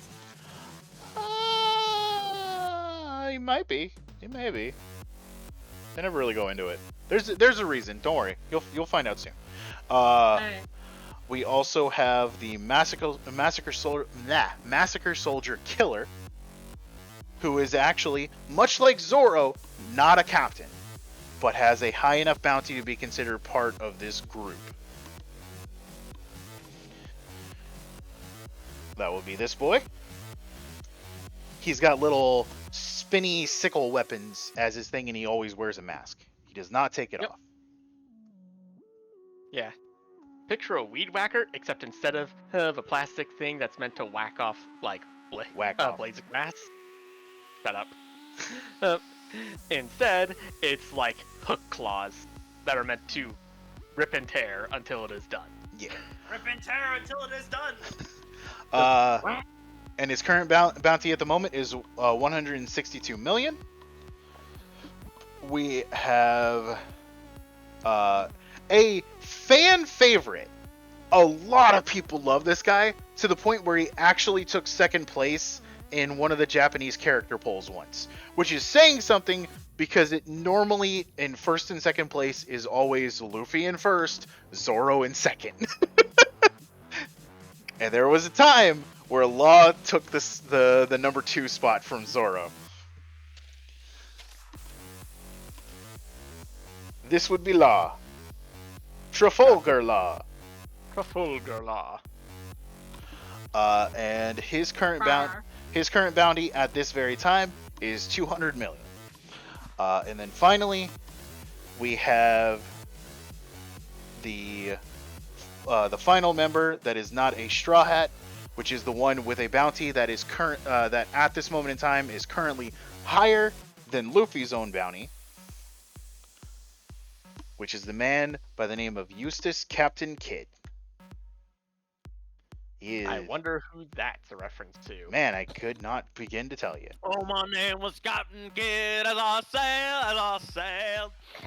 Yeah, there we go. He is also Oh, the. there's a second D. Is there? It's not Yeah, here. KID. Oh wait, really? I think that a lot of people do that because they wanted to be a member of the D clan. No, because I thought the that was actual because it's a captain reference to the is actual spelled Captain Kidd. in 2 days. Well, they spell it with 1D. Oh yeah, yeah. In One Piece, his name is spelled with 1D. In One Piece. I'm not arguing the original Kid, but in One Piece it's just KID. His current bounty is 315 million berries. He is also the captain of Killer. So, though they are on the same crew. And what is, as a reminder, what are Sanji and Luffy's bounties at the moment? Luffy and Zoro. Sanji is not part of the Supernovas. My mistake. I Luffy- got mixed up on one. All good. Luffy at this current moment is worth 300 million, and Zoro is worth 120 million. And how much is Killer worth? 315. No, that's Kid. How much is Killer? Oh, Killer. worth? Sorry, 102? Okay, so No, Killer's 162. worth 162. Okay. So Okay, he's 'cause worth what more I was than trying Zoro to too. figure out was if Zoro worth more than Killer or vice versa. Okay. No. At the moment, both the Kid and Killer are higher than their counterparts, Luffy and Zoro. Okay. Now, the reason for this that Shaki brings up is the only reason his bounty is currently higher than Luffy's is because he has no qualms with attacking civilians. Ah, Yes. Yeah, just a fair reminder, in this world of pirates, there are in fact Pirates. actual pirates. Yeah. So these are the 11 rookies who have all made it to this part of the Grand Line and have all come to Sabaody at the exact same time. And the world has given them the name of the Supernovas. Because this is not something that happens every single time a new generation of pirates starts cropping up. So it is very, very, very... Something's gonna go down, is basically what the world feels like right now. If these guys are all here, something is going to happen. So we eventually find out from Shaki that, hey, you guys can go and try and find Ray. I wish you luck. I haven't seen him for a year. Sometimes he goes to the theme park. Maybe he's there. So they go to the theme park. And while that's happening, we have another incident that happens with the Celestial Dragons. Woo! So this one is specifically following Zoro, who has not been warned to not mess with any Celestial Dragons at the moment in time. And also the final member of the Celestial Dragons that we will be dealing with for this arc. Honestly, they're really the only Celestial Dragons we see for a very, very long amount of time. Not even gonna lie. So the man, the myth, the punching bag legend. Let me see if I can get a good old picture of him. There he is. Here's our boy, our disgusting ballsack-headed motherfucker.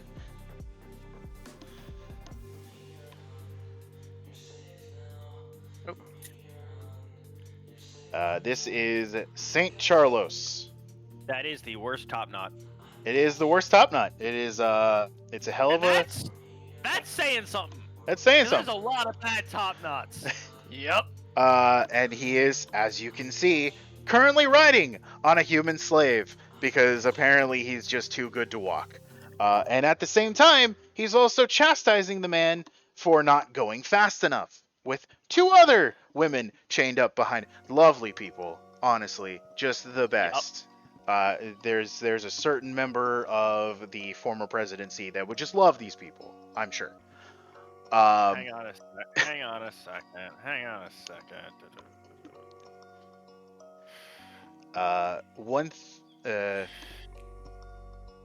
Never mind. We pausing here for a moment, or was that about WoW? Are you good? I was thinking about trying to pull something up, and then remembered I didn't really have a good way to pull it up. But I was just gonna pull up Miss Frizzle's class from the Magic School Bus shouting, "Carlos!"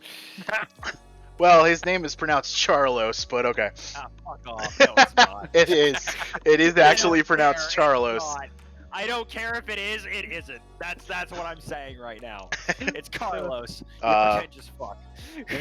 One thing that I did neglect to mention You coming when I first introduced the concept of the dragons, you are not allowed to stand in their presence.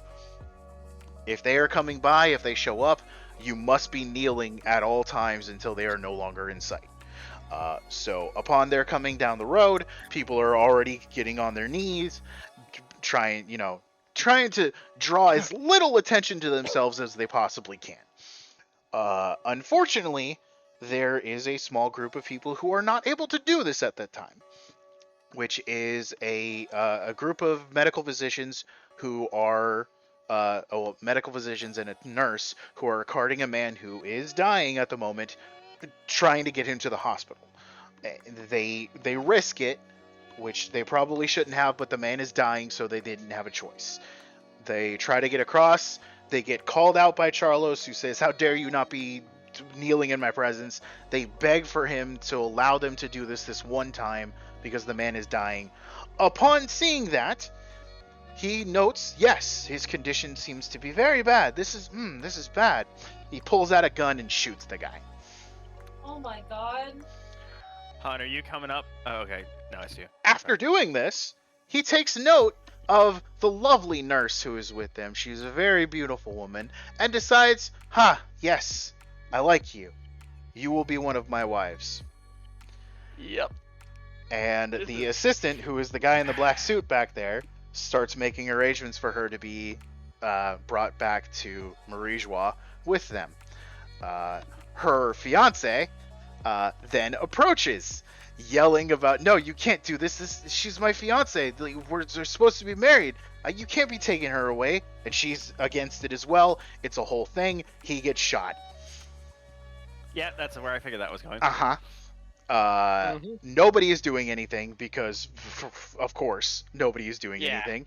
Something that I wanted to say the first time around is a good way to summarize what the world nobles think of the rest of the world is that it's simply property that they have not yet taken active control of. Yes, that is an accurate assessment of how they operate. Now, around this time, the only person who is now not kneeling before them, other than the woman who is crying and hoping that somebody will do something, is Zorro, who is approaching, drinking a good old bottle, having a good old time, wondering why everybody's kneeling. That's weird. We also have a couple of other supernovas in the mix. Off in the sides, Jewelry Bonnie is hanging out. Apu is in the area, and also I believe a Rouge is also there. I'm not sure. I can't remember specifically, but that's just because, well, he's so irrelevant at the moment that he just kind of fades into the background. But upon approaching, he finally notices the celestial dragon in front of him, who is just staring godsmacked at him right now. He's absolutely just does not understand how someone is just so casually walking up to him. Zorro notes that he's looking at him funny. The thing finds it weird, goes, hey, is something wrong, buddy? Do you need directions? And Charlos, not saying anything, everybody else is wondering what the hell is wrong with this guy. Charlos pulls out his gun and tries to shoot Zorro. Of course, this is Zorro, so he immediately dodges the bullet, goes to pull out his sword and cut the guy down. If it wasn't for the fact that he was suddenly tackled by Bonnie, and had tomato sauce dropped on his head, she is also shrunk suddenly. And by shrunk, I mean she's become much younger and is currently crying on top of Zorro. She essentially saves his ass, in a way, by using her devil fruit ability to tackle him to the ground, pretend to be his baby sister, who is crying over the fact that he is now dead because he definitely got hit by that bullet. Which Charlos thinks that he missed, but he's not sure, doesn't worry about it. They finally move on. And that whole little incident comes to an end with... Had we seen Bonnie before this? No! We have never... Okay. This is the first time. Once again, remember how I prefaced this. The chapter before they were introduced, Oda literally came up with them that night. Okay, right, yeah. He pulled these characters out of his ass. And some of them have become some of the most important characters we'll ever deal with. It's incredible. This is the first time we've ever run across Bonnie. She probably looks familiar because she's got the typical Oda female design. Let's not kid ourselves. Skinny waist, big boobs, long hair. Done. But yeah, so she immediately gets off of him, asks him, what the fuck were you thinking? Why would you go and do something like that? You're gonna get us all into fucking hell for this. And he's confused, promptly starts to ignore her, and picks up the fiance of the woman who has been abducted to take him to a hospital. Hi, Klee. Yeah, Birds on stream, because we can fucking do collab stuff with Vtuber Studio now. It's cool. Mhm. But yeah, so she remarks, I've never seen a pirate care about some random motherfucker before, but doesn't really do anything. And Zoro takes him off to the hospital, where we do find out that apparently if the guy was a slave, it would cost more to get him fixed up. So I mean, if he is, then you may as well just go buy a new one, because this whole place is fucked up. Anyway, back with the fun part of the group. Luffy and the gang who are hanging out with him are off at the Sabaody amusement park, having a good old time, riding the roller coaster, having a good time on all sorts of shit. It's fun. They're having a great time. Total whiplash. Total whiplash. I don't think it was exactly that much of a whiplash in the actual show, but it may have been. I don't know. We literally just finished up the Summit War last night, so it's been a while since we watched Sabaody. It's not as fresh as it was. Yeah. By the way, mind if I bring up a small note about Sabaody? Yes. So, as you've noted, as you may have noticed, they use bubbles in a lot of things on Sabaody. Yes. And that includes personal transportation. And when they first arrived, this guy was like, "Hey, do you want a bubble car? It can even hold her groceries inside the bubble. Oh, while you use it for transportation." Yeah, I brought And- bubble bikes. Yeah, and the dealer initially goes, "All right, so that'll be 1,000 berries to rent or 100,000 to buy one." And Luffy's like, "I want a bubble bike," and Hachan's like, "No, we are renting. I will explain in a moment, but I want a bubble bike." "No." It's my money. I'll And do the what I guy's just want. like, you're familiar with this place, aren't you? You're a local. Huh? Correct. Yeah, the bubble bikes are useless once you get off of Sabaody, and they can be used down on Fishman Island as well, but that's about it. Yup.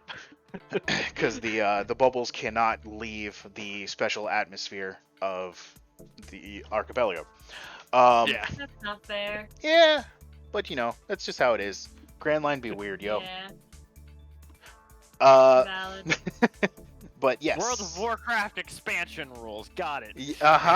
Pretty much, actually. That's an accurate way to put it when it comes to this. But yeah. So they're having a good time. Honestly, Kami is having like the best time of her life that she's had in a long time, which she does start to express to Luffy while they are on the Ferris wheel. Because she's always wanted to come to the amusement park ever since she was a little kid. Even Hachi, who in a separate car is expressing the fact that this is the literal dream of every fish kid and mer kid for a long time. Because remember, this archipelago does not take well to fishmen. So they don't get to just come up here and have a good time in the theme park whenever the hell they want, even though they're literally the closest to the archipelago, what with Fishman Island being not too far away. 10,000 meters below sea level, but a hell of a lot closer than anywhere else on the Grand Line. So usually they're only able to watch from afar. She's having the best day of her life. Nothing could go wrong. Everything would be perfectly fine. They're gonna go off and get some ice cream, leaving Kami behind for just a couple of minutes, and she gets kidnapped. And thus starts the big fun of this entire arc, which is just a time. Just get yourselves prepared. We're going through a lot. But yes, Kami is kidnapped. The others are quickly informed.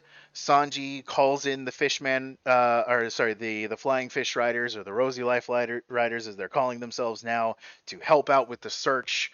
They go through multiple human shops that sell slaves, because of course they can, in places.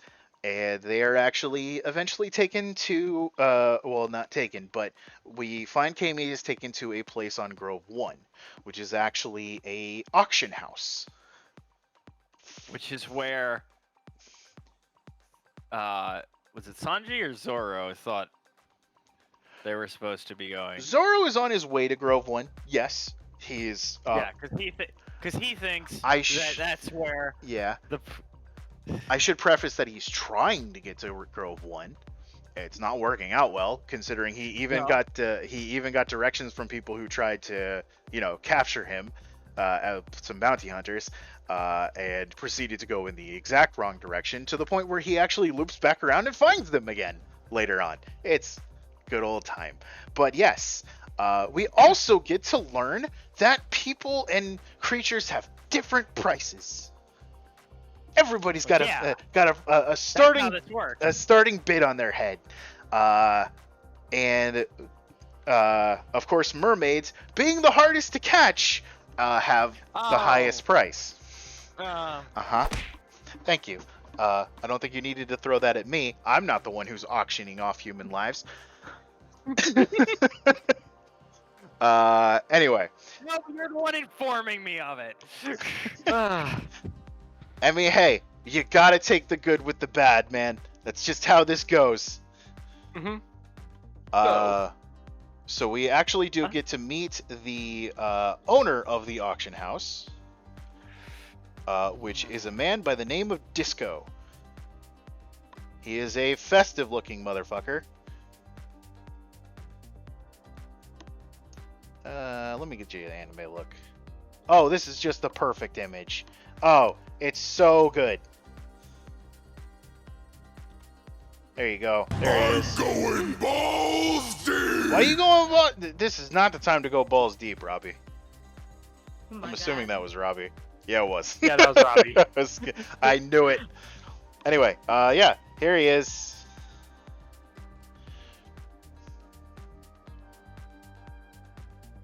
Huh. Yeah, he's a fanciful little motherfucker, this guy. And he, before the mermaid was brought in, the big ticket item of the day was actually a giant. That's another group who, for some reason, is themed off of Sun Wukong a little bit. Don't know why. Tamer doesn't like it. I ignored it a long time ago. But yeah, they got the little head dresses, and they use poles and kind of look like monkeys. They had caught a giant and turned him in, and they were sure they were going to make bank off of that until the mermaid came in. And now they don't think they're going to really get as much for what they were doing. And when they're eventually found by the search from the crew, who is split up with multiple different flying fish, all going in different directions to try and find out where they're going, where Kami was taken, they get to run across them who talking about being drunk and be like, do you know how fucking hard it is to capture a giant? I am so pissed. That kind of shit. Yeah, we get a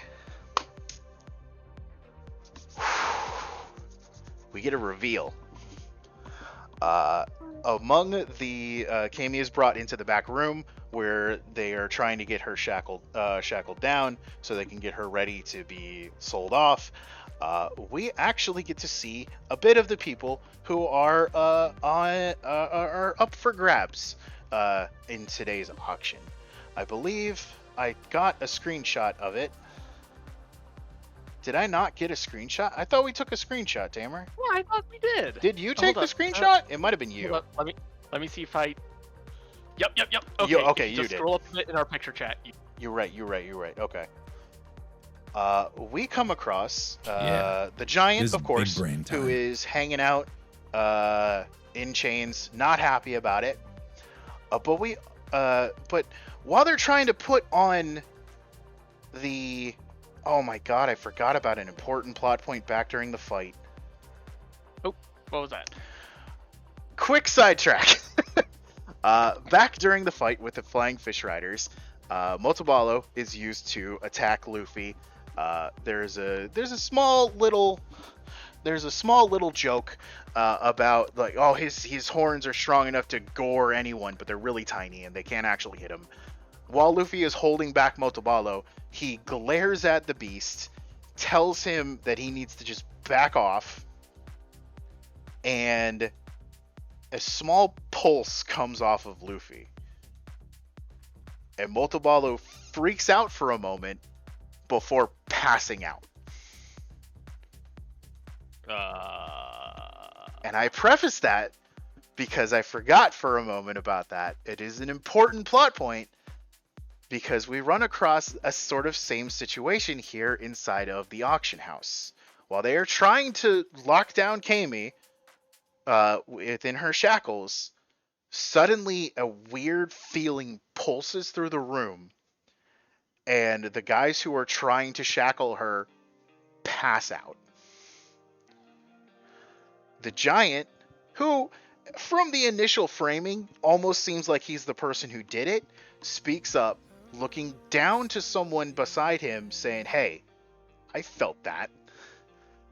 And we actually... Why can't I copy this image? Alright, whatever. Anyway, we are introduced to a major figure from the past. As we meet Silver's Rayleigh, the Pirate King's right-hand man. Wow. This is What? Dark King Rayleigh. He is the Zoro to Gold Roger Luffy. And he is apparently up for bid in today's auction as well. Somehow this man, who is a living legend, there is barely a person in the world who does not know this man's name. So yeah, he's there. That's cool. And notably, he seems to be the only person who isn't moping about what's happened to them. He's got a drink. He's having a good old time, just sitting back. I'll be right back. Okay. We do later get the reveal that by going up to Marineford for a little bit with Garp, as someone runs inside into his office and is like, "Sir, Garp, sir, we've had a report. It seems that Silver's Rayleigh has been spotted in the the employment office, sir." Yeah, they call it the employment office. I'm not even fucking kidding. Yeah. And Garp's like, "Oh yeah, is that right? Yeah, we've heard that he might be fucking around on the archipelago. Should we do something, sir?" Are you kidding? We can't do something like that now. We're already about to take on one living legend. Do you really think we have enough to be able to take on another? As we cut back to Sabaody, and we find some people who are reading the paper. And we very quickly learn that there is an execution that is planned to happen within the next few days. Up on the execution block, Fire Fist Ace is set to be executed.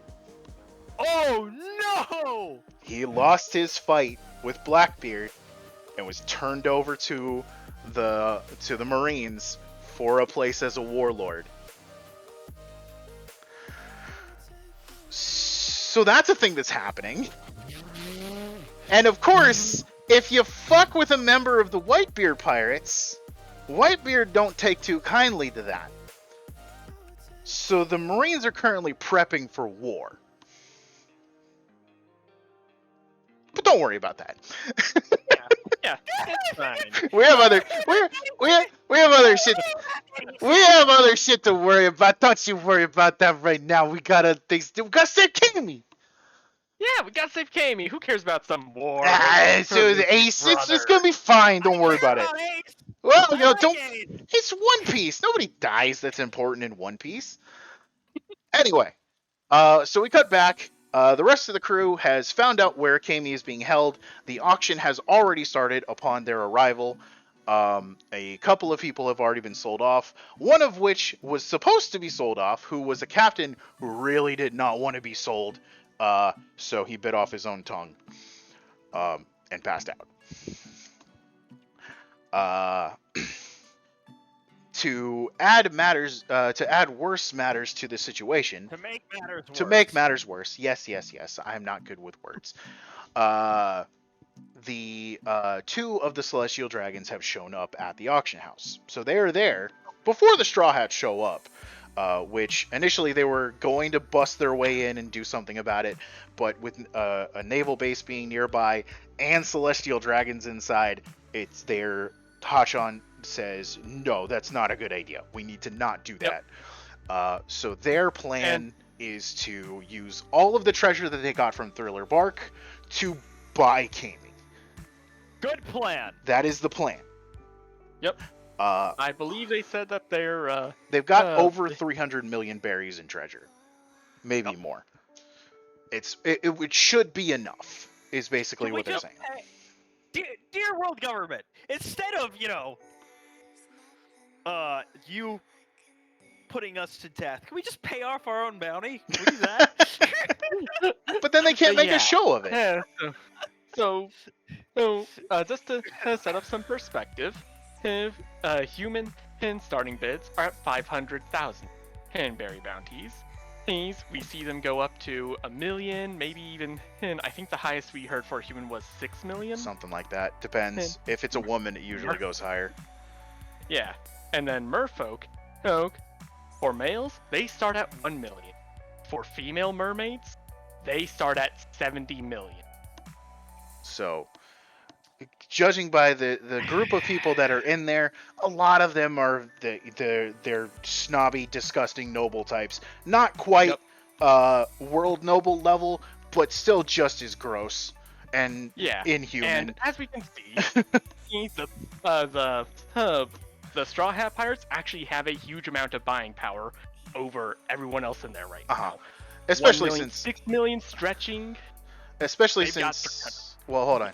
Especially since Disco actually has a little thing set up where he's got 2 of his people hiding amongst the crowd to try to cause bidding wars, essentially. So people end up spending a lot more money than intended. But the nobles and the world nobles are not the only ones in attendance. There are some other pirates that are there. Specifically, Law's crew and Kid's crew are just sitting in. They're not buying anybody. They're just there. To the point where even Kid, upon seeing the world nobles coming in and being disgusting and shit, where they actually do allow for people to not kneel during this one because nobody would be able to do anything if that was the case, and the dad dude is just like, yeah, that's fine. I want this to be entertaining, so it's fine. Kid actually makes a remark of, and they call pirates the scum of the earth. Because as compared to the current people that are surrounding them, the pirates seem pretty tame in many cases. Compared to the guy who only has a higher bounty than the guy who declared war on the world government because he's not afraid to attack civilians is one thing, and they call us evil. Right, it's... Oda very much establishes that this world is not just black and white. There are many shades of gray in the One Piece world, and as much as it hurts, it does make the world richer for it. And I will never, ever, ever disagree with that statement.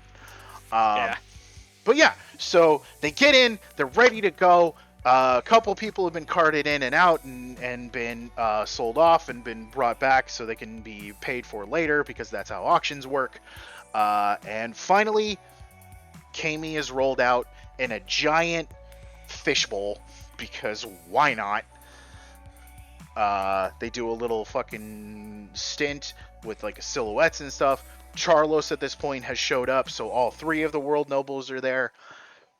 And the Straw Hats are ready to go. They know they got enough money to be able to bid for this. And Charlos immediately bids 500 million berries as the starting bid upon seeing the mermaid. Because he's always wanted a mermaid. We quickly learn from his father that, God, what a waste of money. You have piranha in your tank at home. To which Charlos recalls, yeah, but it'd be fun to watch him chase her around until they catch her. And of course, this is the usual fictional depiction of piranha. Though I wouldn't be surprised if they were starved anyway, that are, always ravenous, rather than it's just being that they will only eat living tissue when they're really, really fucking hungry. Yeah. we need to take a couple of minutes. I need to bio break, everybody. Okay, Fair enough. Turned.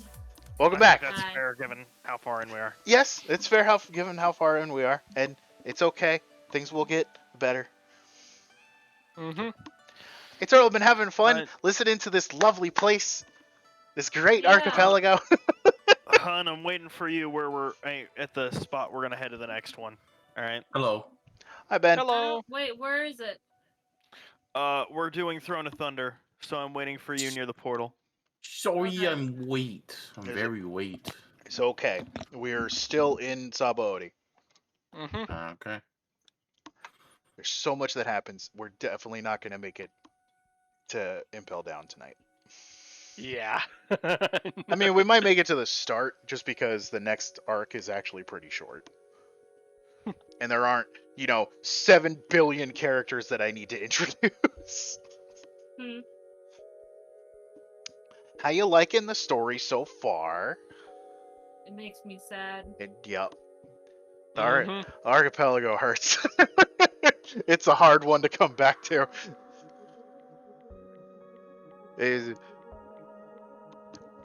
We were sitting on that Dark King reveal, though, for sure. Oh yeah.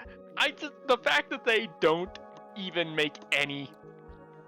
They don't bother hiding it. They're just like, by the way, Like, hey, Silver Rayleigh, the Rayleigh's here. Pirate King's right-hand man.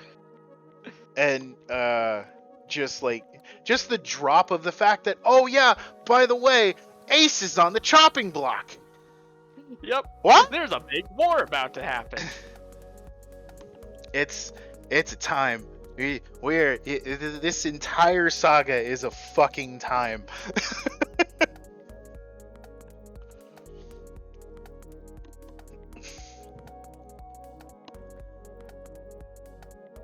But once we get past it, a lot of fun shit happens. Still some dark shit because Oda doesn't shy away from that kind of stuff as often as he used to after the upcoming events. But it's a lot of fun. The current timeline is a lot of fun.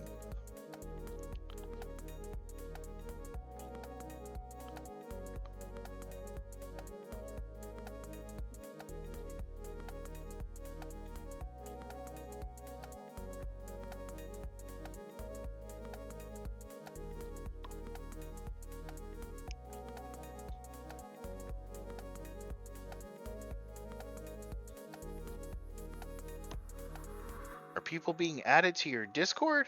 There are people in your Discord. There's one person in my Discord. There's like 5 of us. What are you talking about? There's one new person in the Discord. Oh, okay. And then the rest are bots. Oh, yeah. Yeah. Someone tell Klee to make a streamer spot for you. You shouldn't be down there with the little riffraff. You don't deserve to be down there with the riffraff. You need to be at the top of the list.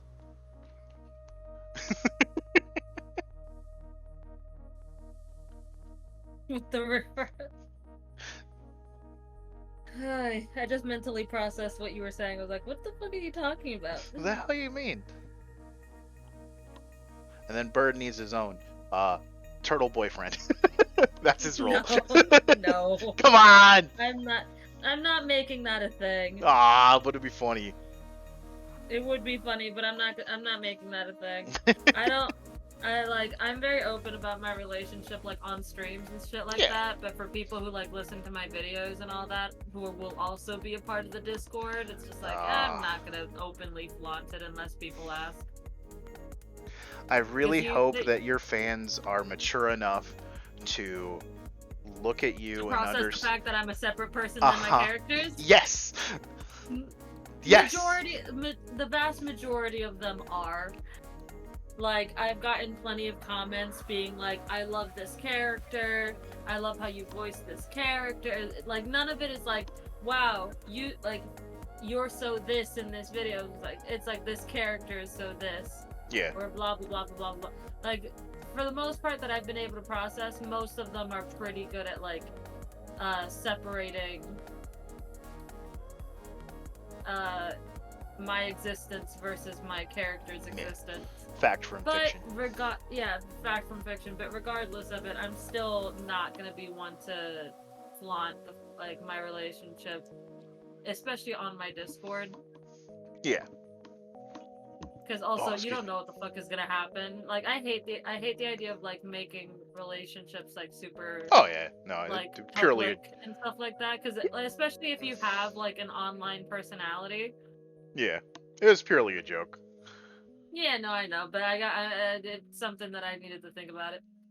Well, It's something that once it was in my brain, I wanted to keep talking about it, so I Yeah. was just like his putting it out into his the role world. will be bird nest. That's his role. His role was. Welcome back, King. By the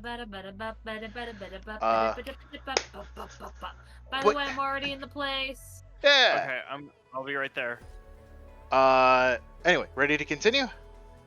Yes, Yeah. sir. All right. Yeah. But yes, so the Straw Hats who have arrived, which is everyone except for Luffy, Zoro, Robin, and Usopp, and Brook. Those are the 5 who have not made it yet. They have immediately been outbid and are unable to compete with a starting bid of 500 million berries. So it looks, the things look dire. Until Luffy immediately crashes through the front door on the back of a flying fish.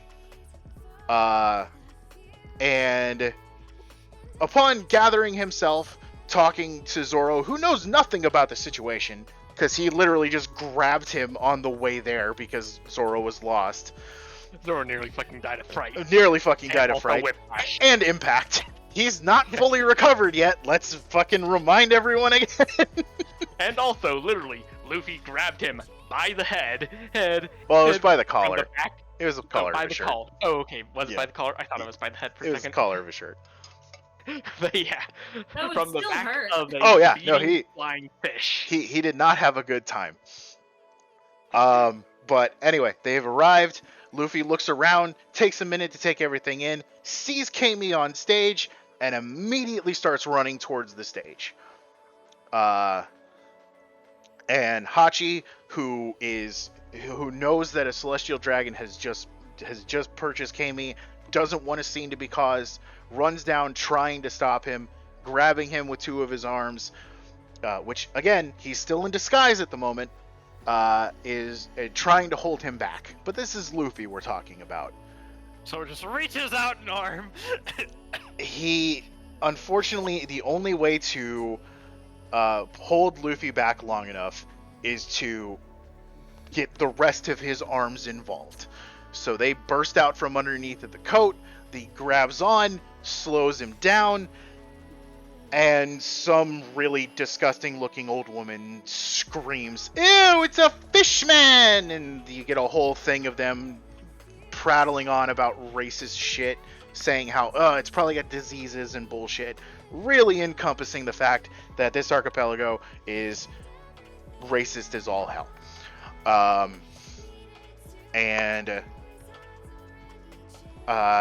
Luffy is still struggling, trying to get to Kami so he can get her free, because he needs to save his friend, all that kind of shit. And a gunshot rings out. Now, initially, it makes it kind of seem like the gunshot hit Luffy. But that's not the case. We cut back to Charlos, holding out his gun again. And Hachi is on the floor. Hachi has been shot through the chest, apparently missing most of his vital organs, because it does survive this. But he has been shot. Of course, Charlo starts to celebrate that he just caught a fishman all by himself. He got it for free. It's awesome. In his case, whereas Luffy tries initially to go after Charlos for a second, but is stopped by the very badly wounded Hachi, who grabs onto him saying, "No, you can't. You promised." Coughing up blood, He's crying, talking about he just wanted to try to do something right for once in his life. It's a very rough scene. Luffy eventually promised to hold back. Luffy promised he wouldn't get involved with the Celestial Dragons. And he's about to immediately break that promise because No, he promised he'd do it. Well, yeah, well, he did say that he would, try to keep out. Well, until now, Hachi does not have the strength to hold on to Luffy for very long. Luffy sets his arm down and starts walking towards Charlos. He is very much pissed off. A couple of gunshots do ring out against Charlos, from Charlos against him. Luffy easily dodges them, which is saying something. He bothers to dodge these shots. Remember, Luffy is a rubber man, and they don't have piercing bullets. He does not need to dodge. But he bothers to make a fucking point. And we get one of the most satisfying fucking scenes in this entire goddamn series. And as with many times that I have done this, I am about to full on risk Getting bonked by YouTube and Twitch, as I am going to show you the scene in its entirety. This is the Japanese version. I can try to get the English dub if you would prefer. I'm going balls deep! The motion is more important than the word. That's true. That's very fair. I prefer English, if you can try and find it. I mean, it's not that hard to find. Okay.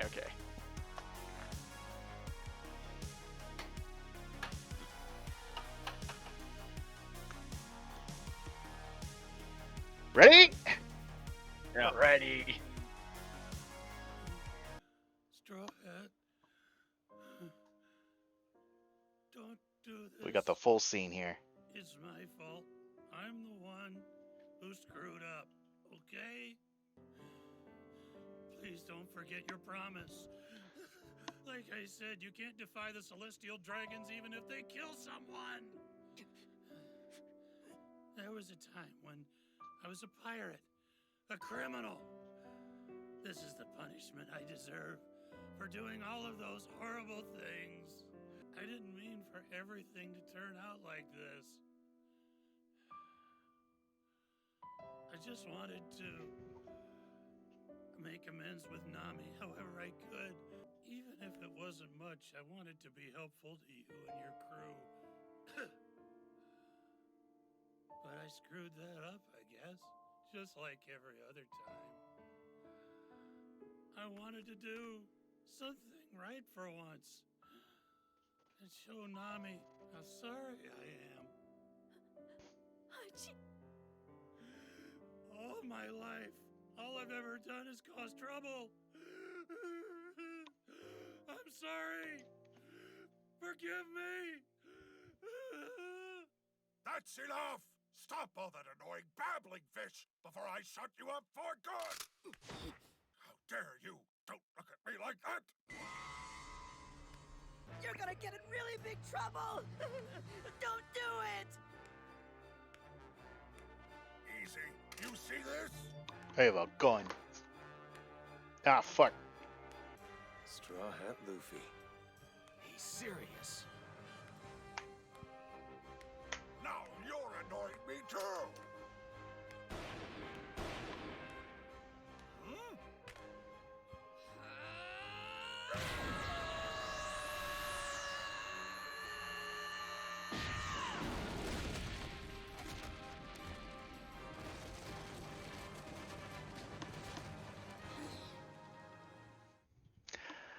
Ah. All right. Don't be a dummy. Give them All that money. right. That was sick. It's just Don't be a dummy. Just give me the money. well, yeah, that's a fun thing to end Yeah. up at. Yeah. It's it is still considered one of the most satisfying punches in the entire fucking series. Oh, I closed the entire stream. Yeah, well, yeah. At first you had my curiosity, Ready, hun? I gotta but now reset you to- Yeah, have give me a my second. Fair erection. enough. Fair enough. I gotta reset to the thing. Oh. It's so good. And yes, by the way, fun little side note for dub fans, Law is voiced by Matt Mercer, Nice. which is And now then, yeah, I gotta go as I've gotta go get groceries. have fun. Bye. Pick me up some oranges. Me too. Anyway, Gotta avoid scurvy. yeah, I should have some limes somewhere. Anyway, but yes, Charlos is punched dead on in the face, knocked the fuck out, and of course his father yells, freaks out. How dare someone punch his precious son? His daughter even remarking that even you've never hit him, father, which is always, just a hell of a time. And immediately grabs one of the nearby officials and says, "Summon the admiral for this." So yeah, everyone inside flips out because a celestial dragon has been attacked. A admiral is going to be on their way, and they do not want to be in this area at all during this situation. So panic ensues. Will I still be live at 7:20? I certainly fucking will. I'm trying to get as much explained as I possibly can before work tonight. Is he still going to be live in 10 minutes? Yes, Yeah. he'll still be live in 10 minutes. I'll still be around. But yes. No, we're actually gonna disappear in about in 10. 9 so... minutes. Oh, in please. 9 minutes and 30 Don't- seconds. Yeah. Don't put that out in the universe. I want to disappear. How dare you? How dare you do this to me? How dare you do the dare? I don't want to exist, and yet here you go. Neither do I, man. Neither do I. Anyway, but yeah, everybody in the auction house starts freaking out and running away. The staff is currently working on attacking the Straw Hats, which, by the way, none of the Straw Hats are mad at Luffy for what he just did. Accept the quest if you haven't. It's a bunch of free. Well, I fell. It's a free experience. Rexy's not happy with you saying you don't want to exist. Ooh, Ah! I fell. we both fell, damn it. Good job. Y'all are good at this game. Rexy, I don't want to exist, but I make the conscious effort to do so, which means I'm winning. There you go. But yeah. Spite. It's a good motivation for survival. Fight. Exactly.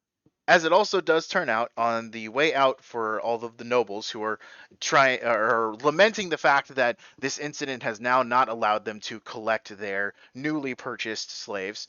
One, with holding out a bag of money in front of him because he's a moron, bumps into a familiar man for the moment and loses his money. Not that he knows it. Yeah, Rayleigh's up and moving around. And he doesn't have his chains on anymore. That collar's gone. Huh, that's weird. Anyway, back to the fight. Eventually, the rest of the crew does arrive to begin helping out. They are fighting. Law and Kid's crews are just kind of hanging out and watching because really, they were wanting to meet Straw Hat. They wanted to see this guy because they heard how crazy he is, and they literally just got a front row seat to just how fucking insane Oh, Luffy there can you be. So they're having a good time. Meanwhile, outside, Having a good time. the auction house is currently being surrounded by naval officers because remember, there is a navy base on the archipelago. So it does not take long for them to encircle the place and start working on a plan to try to get the world nobles out because they are now hostages in their eyes. I literally was thinking about something that I was going to say, but it's gone now, so oh well. Frankie runs off to try to find the keys because they got to get the collars off of Kami. They can't just take her away. They need to get those collars off. And if they don't get them off, of course they will explode, and that's not a good thing. during the continued scuffle, the back of the stage that everyone was being displayed on starts to crack from behind and open up as it reveals that the giant is also now free No, of I his can get chains, him from there. and out from underneath, an old man, Ah, our snakes. our boy I'm sorry. Silver's Rayleigh, comes a nice a walking out, making a comment about, well, I guess no, I'm not gonna get sold today. That sucks. I was gonna rob blind anybody who bought me.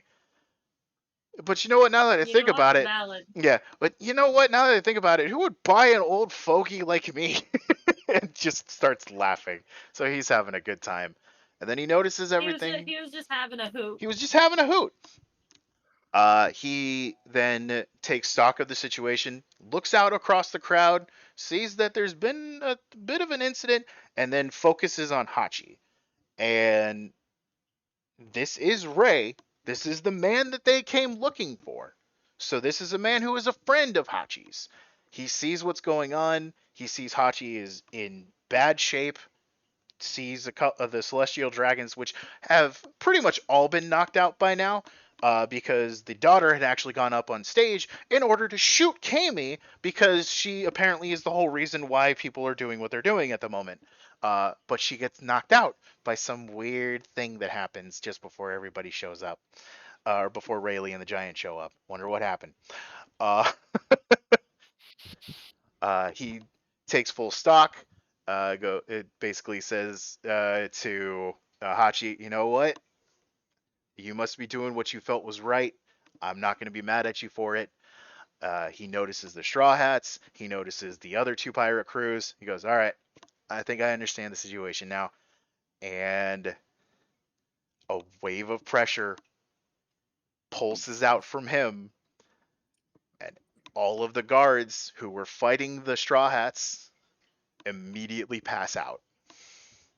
Just stone cold drop down to the ground.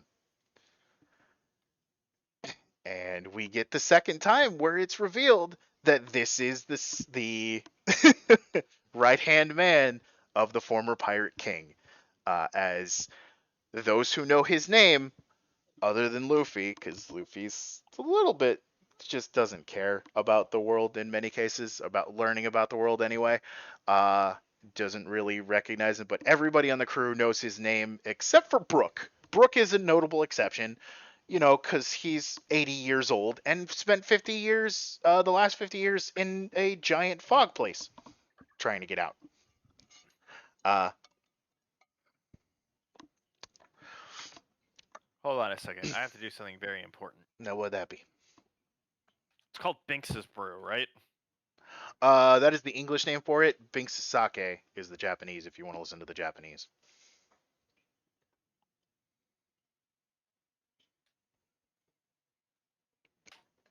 Are you gonna sing? Is it sing along time? No. Binks's Sake is somebody made a cocktail recipe for Binks's Sake. Which is funny because we've never been revealed exactly what kind of sake it is. It's just a name. So somebody came up with their own It's recipe. pineapple sochu. What'd you say? It's probably pineapple sochu or something. Maybe. I mean, it's definitely a sake. I'm Well, done they're with just like- y'all for a little bit. That's fair. We got you a quarter of the way to the parrot, so Hey. we can do more later. But yes. He then actually does focus on Luffy for a moment, saying that he's heard the name, he's heard his name specifically. He has heard his name from Shanks, because remember, back in the day, Shanks was an apprentice pirate to a pirate crew. Now I don't remember if we have gone into this before, but that pirate crew was actually Gold D. Rogers' crew. Give me a second. Hi. Sorry, I'm getting a phone call. You're good.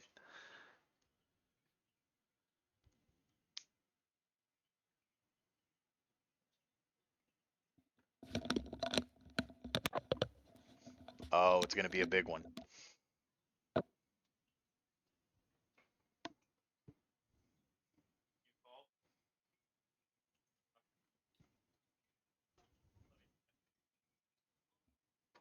Oh yeah, I never started the music back up. No wonder it's so quiet. My mom butt dialed me. Ah, that's fun. But yes, Shanks is a very old friend of Rayleigh's in the fact that he was an apprentice on Goldie Roger's ship back in the day. Something to note. Yeah. Remind me, Shanks is the guy who gave Luffy the hat and lost his arm. Yes. Yeah. Okay. And is one of the 4 emperors of the sea. Right. I forgot the detail about him being one of the 4 emperors of the sea. To be fair, it's very recent information, so it's understandable. But yes, Shanks was an apprentice pirate on Gold Roger's ship, including another notable figure within the world being Buggy. Buggy the Clown was also a member of Gold Roger's ship as an apprentice way back in the day. He said that he's been looking to meet Luffy, and notes that the straw hat fits a fearless man like himself.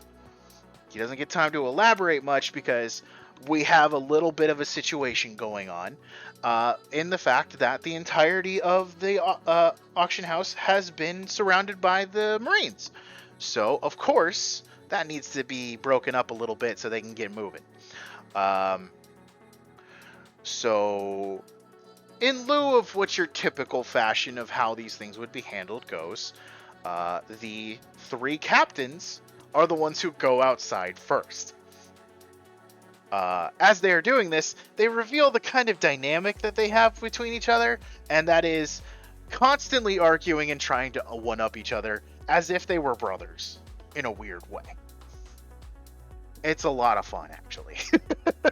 But during this time, during this time, we actually also get a reveal of the fact that Kid and Law are Devil Fruit users. Specifically, much like Luffy himself, they are both Paramecia types. Law's ability is the Mago Mago Fruit, which gives him control over magnetism, which he utilizes in very interesting ways. It's not just simple throw thing, stop thing from moving. Though when cannonballs are fired at him, he is able to stop them in midair with magnetism and repel them back at the people who shot it.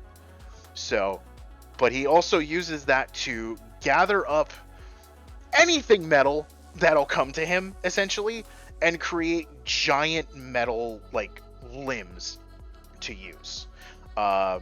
Kid also, he also has a bit of a, he's also got a bit of a favorite arm, too, situation.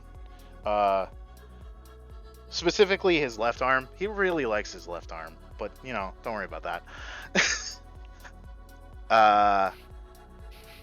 If we sideshow back over to Law, don't worry about it. Don't think about it. Law's abilities are actually... It's always so casual, just like, so casual. You know, this is his favorite arm. It's his favorite don't arm. Worry about it's it. his lucky it's arm. It's great. It's just a fun little fact. Law's ability is actually, no joke, one of the most OP devil fruits in the entire series, to the point where Oda has to figure out ways to nerf it most of the time, just so that way it does not get fucked with too much. It is known as the Ope Ope no Mi, or the Op Op fruit. Essentially what it allows him to do is create dome-like rooms that are just like, sort of, in the anime, it's like a light bluish energy that spreads out around him, and inside of that area, he has full control. And he demonstrates this by literally using his giant sword. He's Sephiroth's sword, like a giant Naginata kind of setup. I don't remember what the true name is. He's got one of those. He uses that to chop up some Marines who are approaching them. No blood, by the way. They just get chopped into pieces, and It's like a really long katana. Yeah. I think it has a specific name. I just don't know what it is at the moment. But he proceeds to lop off the guy's head and replace it with a cannonball that was fired at him with his with his ability. And for practically the rest of this fight, he's just tossing the dude's still living head. This head is alive. There is no blood. The area where he cut is just like a solid like color. It's not like it's this fruit is so fucking weird but so fucking powerful in many cases. And he's just tossing the head around the entire time.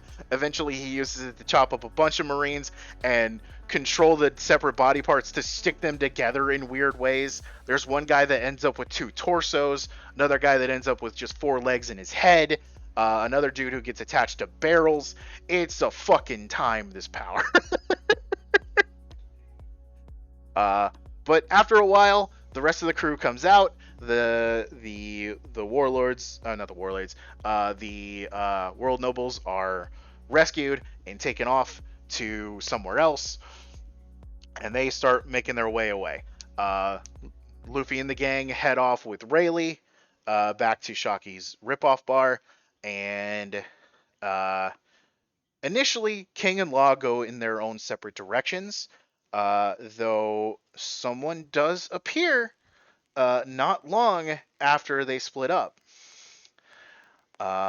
Arriving before them is, I'm sure you remember him, but I'm also positive that you don't, but Kuma has arrived on the scene. I remember the bear from Tekken. The big dude from last time, who, you know, put Zoro in a very bad place. I'm getting an image, don't worry. Oh, the guy who made Zoro feel all the pain that Luffy's gone through. Yep. And Zoro says nothing about it. Yeah, no, I remember that. That was sick. I wanted to point out, by the way, that the dude with the yellow shirt, Law. the sigil on, Law's sigil made me think of Kuma's, but I couldn't remember what Kuma's name was. It also reminds me of a reticle. Yeah. Although I think it's supposed to be more of a mine than anything else. It's kind of, it's like a mine-looking Jolly Roger kind of situation for his. But yeah. Kuma showed up. Hey, that's a thing. So those two need to try to fight off Kuma while the others get away. The rest of the island is, of course, freaking out. You know, hey, Straw Hat Luffy just punched a fucking celestial dragon. There's an admiral coming. We need to get the hell out of here. So a lot of them are trying to start pushing together some shit to get ready to go. The coding apparently is finished on a couple of the Supernova ships, so they are on their way, and we get some more displays of abilities. Capone Gang Beige is a notable one that we get to see in the fact that he has eaten the Fortress fruit. Now, I want you to take a guess at what this fruit does. Okay, so you know the Pokemon Stack-a-Taka? Kinda? That. No.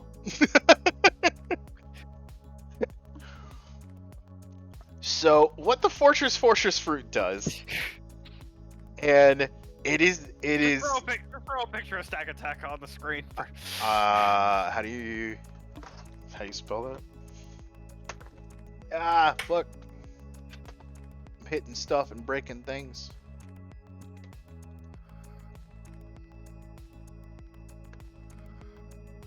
Oh, this guy.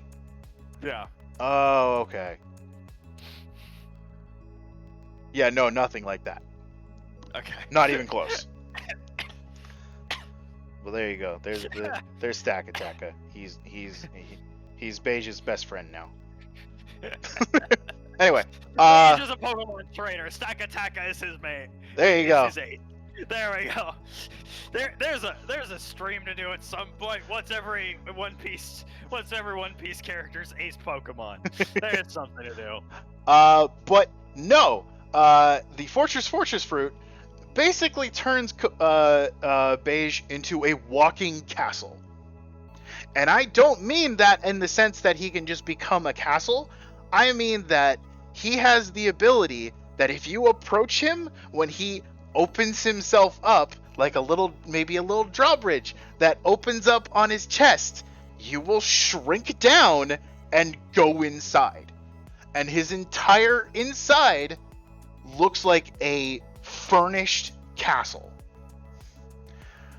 The reason why he is called Capone Gang Beige is because his entire crew is able to travel around inside of him at all times. He is literally a walking army.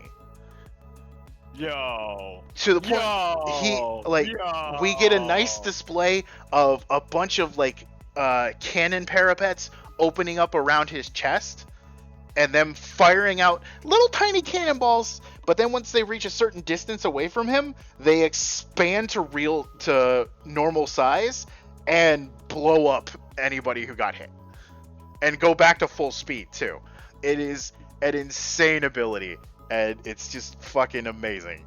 He eventually does also release a full cavalry of gunmen on horseback. It's a time. We also get to learn about Jewelry Bonnie's fruit, which only recently, I believe, got a name. I don't think it might not even still be named, to be totally honest. Does it have a name yet? Has he still not called it anything?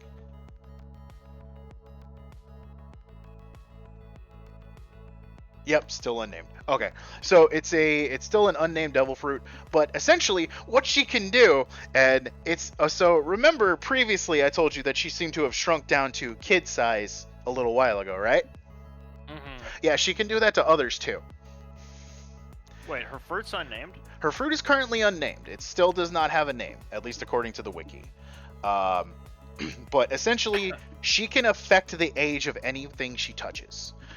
And we find out exactly how far-reaching that is when we cut to her laughing from the top of a building at a group of very confused, some crying, Marines. Some have been turned into children, others have been turned into old men. Either way, none of them can really fight. So yeah, that's a bit of a thing that's going on. A couple more do have devil fruit powers, but we will not get into it just yet, as we have other pressing matters to speak about. In that, we have returned to Shaki's bar. Chopper is currently continuing his to aid Hachi in his being shot, and we start to talk with Ray Lee. Sanji asks the obvious question: if Goldie Roger was captured back in the day, or in his case, Gold Roger. They don't really know that it's not Goldie Roger. But if Roger was captured back in the day, wouldn't they have caught the rest of the crew? And Rayleigh just kind of smiles and just goes, they never really caught us. They never caught Roger. They said they caught him, but that's not what happened. Roger turned himself in. We learn that Roger actually, about a year or so before the end of their journey, before being turned in, learned that he had a fatal disease. He was going to die regardless of what happened. And so what they had done was, in order to conduct one final journey to make it to the end of the Grand Line, to the final island of Laughtale, they went and got a doctor who could take care of Roger, keep him healthy until they reached the end of their journey. That doctor, by the way, is someone we've met before. A very... No shot. It was, You got... Do not tell me it was Chopper's adoptive father. No. Do not tell me. No. That would have been fun, but no. No, he's not a very good doctor, remember? No, but he was an old man And we met him long ago with a whale.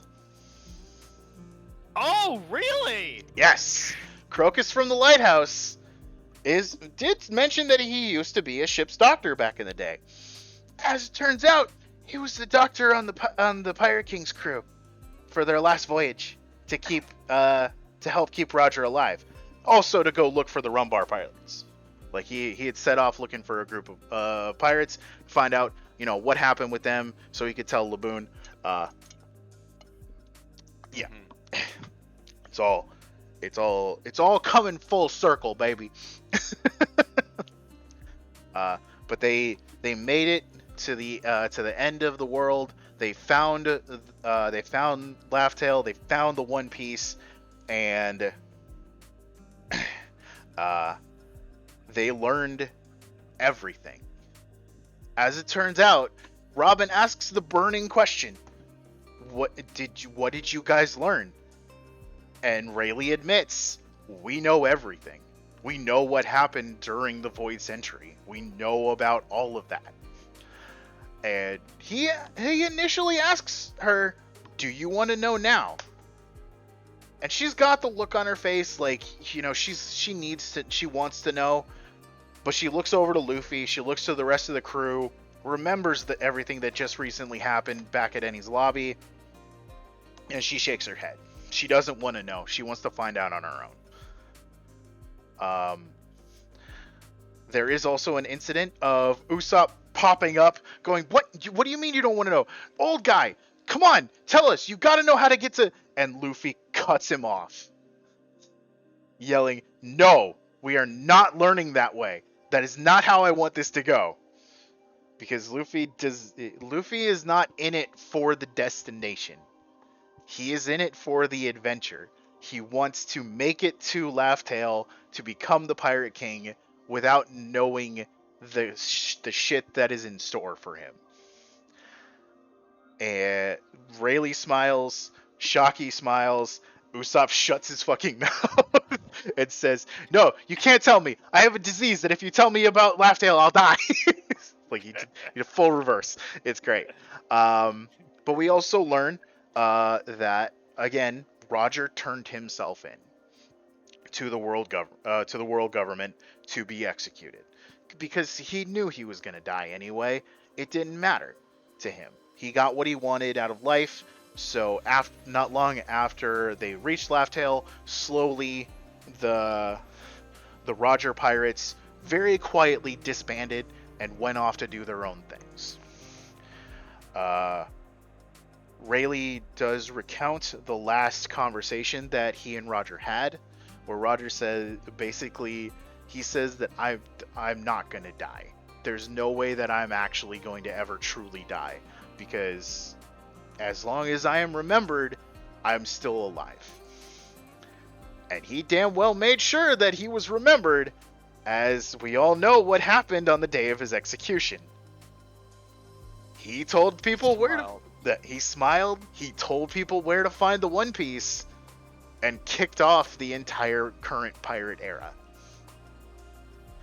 Now, Tamer had a little bit of a thing where he thought that this was actually like a filler thing, but way back in the day, but essentially he thought that Roger just told everybody about the One Piece, but he was just gonna die silently. He really wasn't gonna joke about it or anything like that.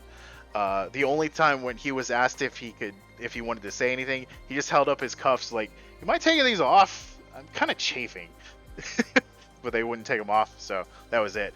Until some guy in the crowd yelled out, "Where's your treasure?" And that's what kicked off the whole thing.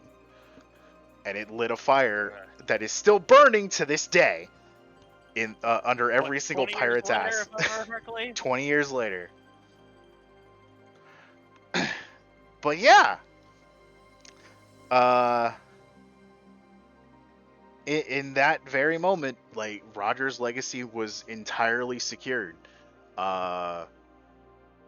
Rayleigh recounts that that is a day that that is the day that he remembers not only laughing the most, but also crying the most. Because, they were good friends. Like Rayleigh was his first mate, essentially. But yeah, so before they start planning on what they're gonna do, because again, an admiral's coming. They don't really have time to stick around and we get all this fucking backstory shit. We don't have time for this. Rayleigh asks Luffy one question: do you really think that you can become king of the pirates and rule these seas? Luffy looks to him, big smile on his face, no hesitation, says, "What? I don't want to rule anything. I want to be Pirate King because that's when you're like the Pirate King is the most free person in the world." That's his whole motivation for becoming the Pirate King. He doesn't care about ruling everything. And that solidifies Rayleigh's respect for this kid. Right there. He agrees to, again, he's the coding mechanic. He agrees to become to coat the ship for them, and he's even gonna get it moved because hey, Marines are coming. We don't want that to happen. It's gonna take 3 days. So for 3 days, the Straw Hats need to hide out somewhere and ensure that they are not captured by the Navy. Meanwhile, back with everything else, we have a new site going on. A couple new sites, actually, as Mad Monk Rouge. Now remember, Kuma is currently fighting 2 of the captains of the Supernovas, right? There's another Kuma. This has just been a lot. This has been a lot. I need a few minutes to get up and get some air. Okay, but just remember there's another Kuma now, and he's fighting Mad Monk Rouge. Cool. Multiple Break time. bears. Got it. Multiple bears. See you in give me 5 minutes. Yeah, we'll take a little 5-minute break. All right.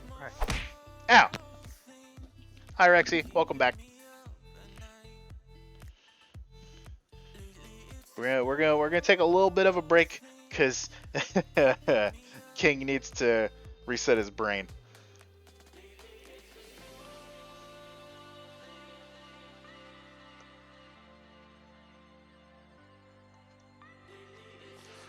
I mean, I'm gonna hang out. I got nowhere to go, so that's fine. It's time for a break.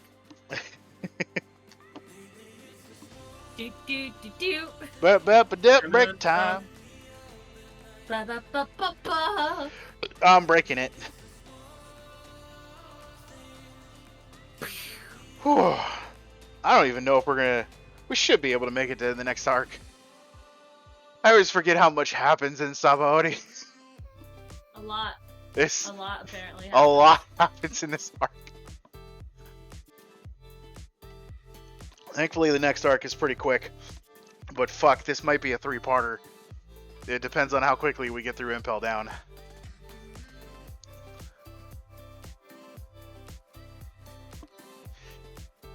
I'm sorry, I didn't need to just come in and Robbie! brutally block Turtle. How dare you block Turtle with your fabulous pecs? Who's here? Wasabi? Damn. Robbie is just in here. Just fully blocked by just a set of magnificent ass. His tits need to be on screen. I'm sorry. Turtle, I love you, but his tits always have to be on screen. You know what? That's fine. Mine aren't out enough to warrant that kind of attention, so it's fine. Not yet. Not until you get your model going. Not yet, but also I haven't been announced yet. What? I didn't say nothing. It's all of 9 people. Yeah, right? Yeah, no, dude, this will definitely make it out into the airwaves. Yeah, this will definitely, everyone who watches me will definitely see this. Been having fun with the explanation, Robbie? Have I missed anything important? This is my favorite part. This is my favorite part. It's so good. Sabaody is a fucking time. Me and Tamer were dreading as we were getting closer to this part. I'm not gonna lie. It's abrasive. It's abrasive. Yeah, you're doing it justice though. Thank you. I'm glad that I'm doing it justice because God knows that just explaining this shit doesn't always truly work out that well. Yeah, they kind of hit the gas pretty hard. Aside from Zoro, he's doing his own thing. He's doing his own thing. He's still recovering from the thing that didn't happen. Ugh. But yeah, me and Tamer have been watching the series in between these streams. So we just recently finished the Summit War, the actual war. We've gone into the part that's after that, the post-war stuff. I can't remember. Are you gonna be getting a model for like a Vtube studio model eventually? I thought you mentioned that, didn't you? Me? Yeah. Yeah. Yeah. I plan on getting a live 2D. Make sure to grab the multiplayer DLC for VTube. Because that's what me and King are using. That's why he's talking on my shoulder right now. He's actually in VTube Studio with me, not like us using the, what was it that we used that one time when we played Yu-Gi-Oh? The thing that almost like fried one of our hard drives because it was doing so much shit. Oh yeah, I mean that wasn't bad. Twitch Guest Star did something exactly like that. But it's through Twitch. It was. I think that the DLC is like $20. I believe that's what it was. Yeah, that's not bad. No. So is King using his own tracking? Yeah. And then, okay. I can just the host has the ability to control the position of locations. So like that's cool. Yeah, the major thing for this is that if we ever do like a stream where I'm hanging out on your stream rather than like the both of us, you would be the one to host. So you can keep control of where I'm positioned on your screen. I was just about to ask if there was enough room for me on the other shoulder. If you have your VTube model already ready to go, yeah, I'd be happy to put you there. I already have permission to ride you? Oh my god. Dude, you've always had permission to ride me. What are you talking about? I can't believe this. Don't tell Flu. It's too late. I'm already texting. God damn it. I don't need him trying to murder me for stealing his boyfriend. Yeah, $20 for the multiplayer. And it's like $14 to remove the watermark, which really isn't that big of a deal, but I paid for it anyway because I wanted to support this shit. Because stuff like the multiplayer can happen. It's really dope. Yeah. What is the NVIDIA broadcast tracker? What the hell is this? It's free, whatever it is.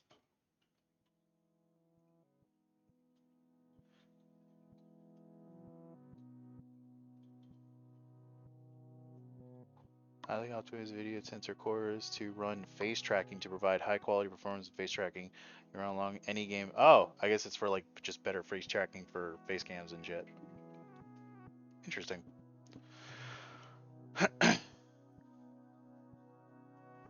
Huh.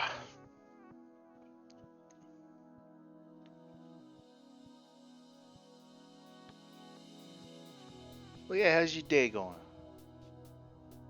Oh, Rexy, how's our day going? My day is going pretty good. I just gotta survive one more night of work, and then I'm not working for the next 5 days. Always fun. Ooh. Yeah. Rexy also asked how you're doing, Turtle. Hey. Hey! Wake up. I'm gonna hop off call for a little bit. I'm gonna still be listening. I'll just be in chat. Yeah. But we just got a new cabinet installed, and it's for our, like, pots and pans. And now I have to look through some boxes to see if I can find our pots and pans. Good luck. I wish you many luck. Yeah. I'll be in chat. All right. Have fun. Bye. I won't. Bye. Bye. I can put Robbie back there now. I bring his titties closer to me now. Look, I can. Oh God. I'm a rub King up against him. You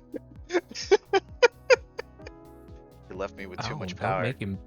Oh. Don't make him. Pat my titty. Oh yeah. How you like them feathers on your titties? I need an adult. I am an adult.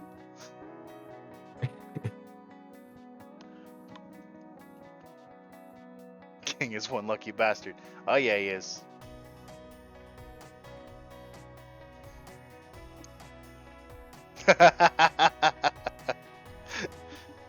But Turtle and Fury are very jealous of King's model right now. Ow! You know what? I deserved that. Sorry, my hands up. You know what? For once, I feel like I did deserve that.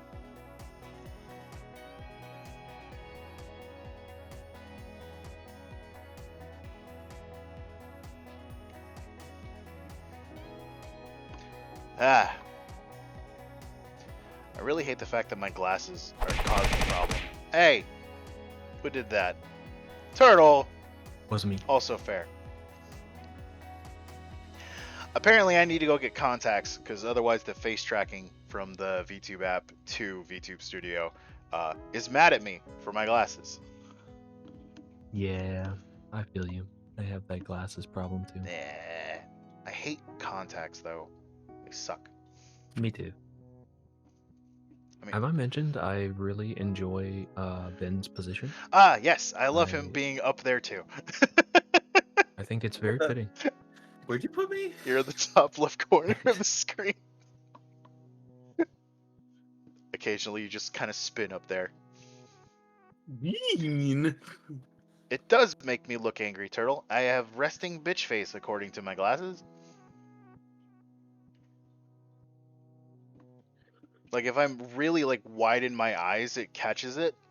But I can't sit here and just keep my eyes like this wide for an entire stream. I think they would fall off.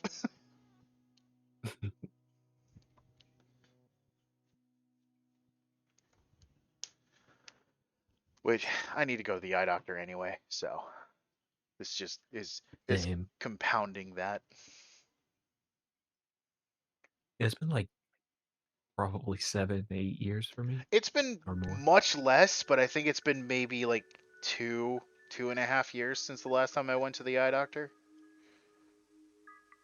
And I mean, I've been wearing my glasses like the entire time, and even if they've got like the UV protection stuff on them, they're still not going to really protect me from staring at a screen 24/7. Yeah. I spend a lot of time on the computer.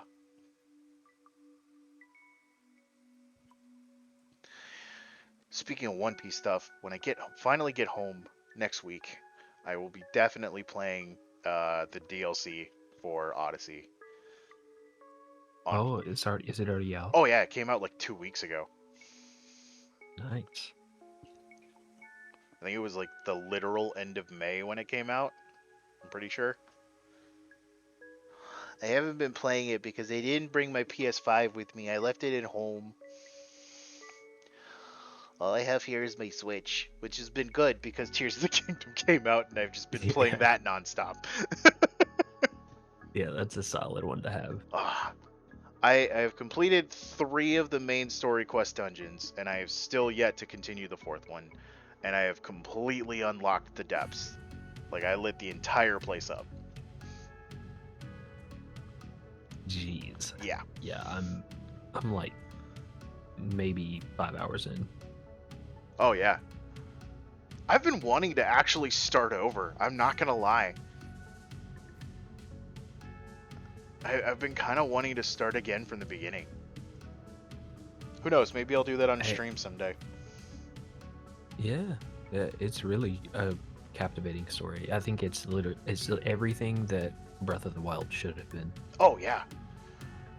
Oh, you've only done 2 and just focusing on shrines and getting Link Bayfit. Yeah, I think I have. I'm missing 6 to 8 of the hearts to have a full bar, like to have the full set. Like that's how many shrines I've done. And by the way, no, Robbie, I will not tell you what you need in order to get the Master Sword. So haha. Okay. Sure. Why do I need that when I have meat arrows? Meat arrows are nice if you want to make a distraction. Though, now that I wonder about it, if you shoot a frozen piece of meat at an enemy, does it freeze them? Oh yeah, I got the Master Sword a long time ago, Fury. I did that, I think, before I did my first dungeon, to be honest. Like, I went and started one, and then just kind of left. It's like, I want to go around and explore more. That's all I've been doing. It's been a lot of fun to just explore and fuck around. Hi. Hi. We've lost a turtle but gained a Robbie. Welcome back. Okay. And I've rubbed you against his titties a couple of times, and I'm very sorry. It was slightly uncomfortable. I'm doing it but again. I didn't mind it. Oh. There he goes again. So Sturtle still in chat then? Yeah. Apparently they got a cabinet put together for pots and pans, and she's got to help look through boxes. Okay. So she's hanging out in chat. All right. So, as we continue, as previously stated, hey, another Kuma has showed up. That's fucking weird. Why are there two? And to even push onto that, you remember what Kuma's powers are, correct, King? Not very well. I remember what he did to Sanji, or was it Zoro? I lost a diamond and picked up a rock of obsidian. What? Oh! So Turtle's the diamond, Robbie's the obsidian. Got it. Hey, they're both gemstones in a weird way.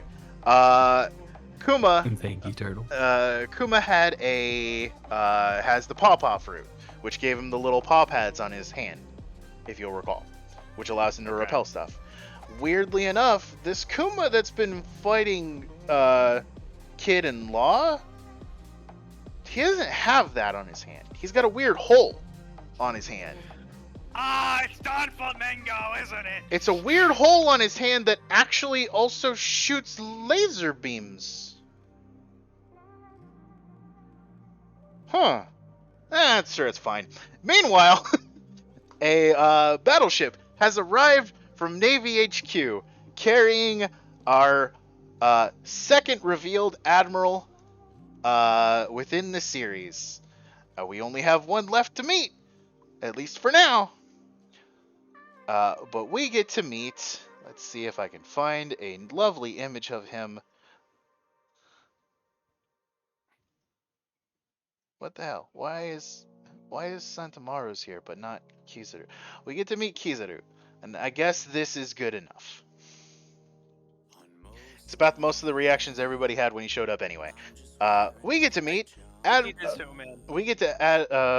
Admiral Kizaru, who is very tall, as all of the admirals seem to be. It looks surprisingly like what's his name? Action star Steven Seagal. You're kind of right, but also wrong. So all of the admirals are modeled off of old Japanese actors, including the one we've already met. Oda has decided that that's how it goes. He's always gonna model them after some of the specific actors, none of which any of us know the names of or know who they are, so really doesn't matter too much. Kizaru himself, I'm gonna get a nice little front-on picture of him. There you go, nice and big, just like him. His introduction into looks a lot less like him from the front. Yeah. Looked a lot like him from the side. Yeah. His introduction into the battlefield is an interesting one. And by interesting, I mean insane, as he is riding into Sabaody off of a fired-off cannonball. He's just standing on it and riding it all the way in until he gets off by seemingly flashing away and showing up on the ground. These guys, these lovely two fools. Whoop! I just decided to grab a color of the color of Kizaru's dick there. Don't worry about me. These two see Kizaru, realizing he's an admiral, while everybody else is running away, and know that this is a bad idea. This genius right here in the hat holds up his gun and goes, "If I could kill an admiral, I'll be a legend." And he shoots him, and it goes right through him. And I don't mean right through him as in one bloody hole and out another bloody hole. I mean it just kind of passes right through him. Yeah. We have another Logia. Specifically, his Logia is the glint fruit. That being, he is made of light.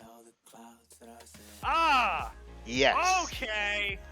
And he quickly demonstrates how powerful that can be by charging up a kick with a beam of light, kicks out, firing off a big old ball of light that hits a tree in the background and promptly explodes, knocking it over.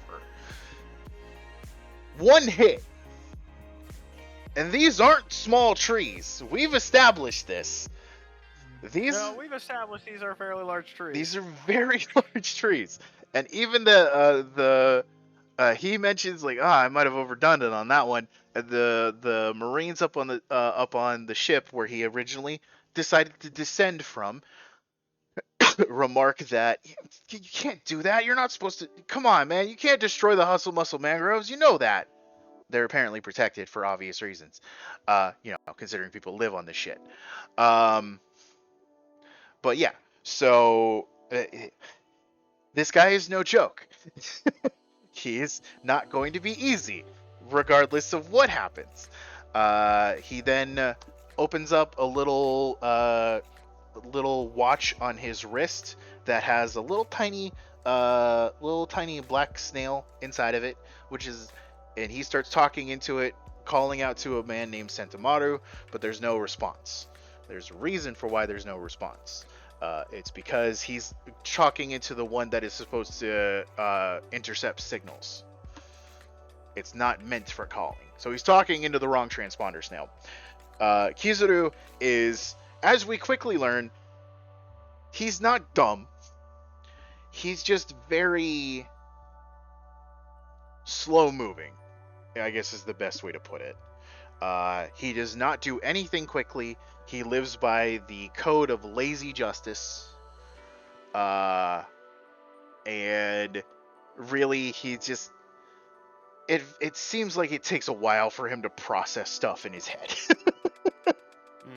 He's that kind of guy. So now knowing he can't find Sentamaru, he's looking around to try to find this guy, who we actually do get a little bit of a glimpse of up on a roof.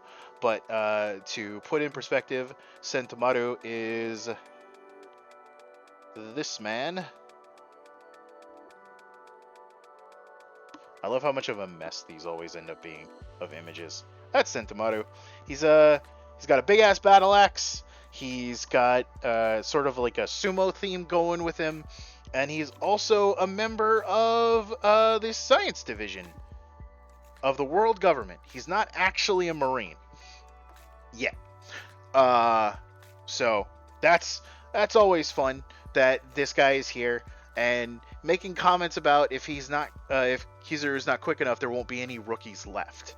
As it seems, most of the rookies are now in combat with some form of Kuma. That includes the Straw Hats, who have left Shaki's bar intending to go off and hide somewhere for the next 3 days, only to run across another Kuma. So, obviously, these aren't the real Kuma. You've put that together already. I'm not going to play that out anymore. You are also wrong about who they actually are. Because you said So Don not Flamingo. They're not Don Flamingo, though he does make a showing in this area when Disco. Flamingo is the one who wears a bunch of faces, right? What? No, no, no, no, no, no, no, no, no, no. That was that's Bon Clay. Okay, is it Bon Clay? No, it's not Bon Clay. Okay, Don. that's who I meant. Yeah, Don Flamingo Okay. is another one of the warlords. He's the guy Okay. in the big pink coat, big long legs. Okay. Yeah. So I was picturing Don Flamingo in my head, but I was thinking of Bon Clay's ability. You were getting the wrong power, right person. But we do get a brief glimpse of him. As it turns out, the auction house that was that all of this initially started from was actually owned by Don Flamingo. And Disco has called him saying, hey, you need to get down here and do something. This is the worst possible thing that could have ever happened. The world nobles are going to get pissed at us for this. And Don Flamingo's like, no, they're going to get pissed at you. I'm washing my hands of that place. It's yours now. He's like, and I couldn't even come down there even if I wanted to, as the world government has ordered all of the warlords into active duty. Because once again, that thing that's sitting off in the horizon, being the execution of Porcus D. Ace, they are pulling in everything to get ready for the chance, the likelihood, let's be honest, of Whitebeard. The probability. Of Whitebeard attacking Marineford to save Ace. So he couldn't come there even if he wanted to be honest, at the moment. But the multiple Kumas are actually something slightly more horrifying than what you expect. They are human weapons. They are specifically human weapons known as the pacifistas. And they are all modeled off of Kuma. Really? There's no link to the pacifistas in here? Are you fucking kidding? Or did I just spell it wrong? Apparently not. But essentially, they all look like Kuma. They're all cyborg people. And in place of where the pawpaw fruit would have been, they have little laser pistols, essentially, in their hands that they use to fire off.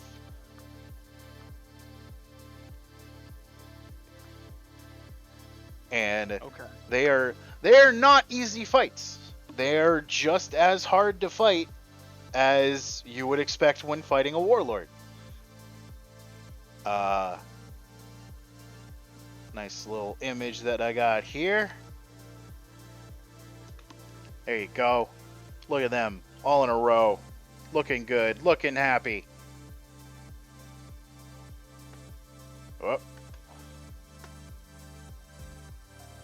So much shit on screen. Anyway.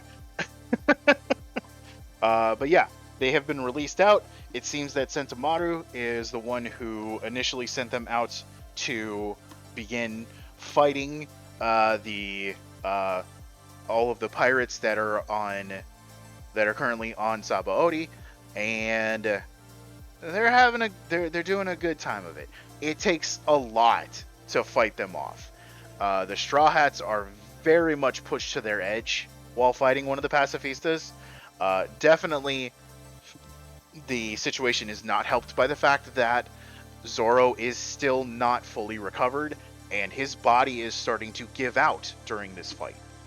Literally falling over in many cases, or just generally not being able to fight back. Sentomaru does eventually show up at the Straw Hats. When combat is initiated against him with Luffy, his attacks bounce right off of Sentomaru. And Sentomaru does reveal right away he does not have a Devil Fruit power. He is doing something else that is just blocking not only Luffy's abilities, but his sheer strength at the same time, and deflecting it.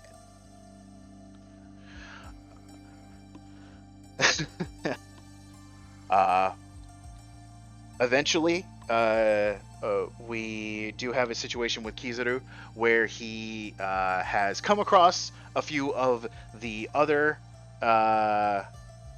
supernovas where we get the rest of the powers to be revealed. Going in order of revelation, Hawkins has the straw fruit. Man's got cheat codes. You're not wrong. You're not wrong. Essentially, he's basically a giant voodoo doll. That feels like the best way to put it in this situation.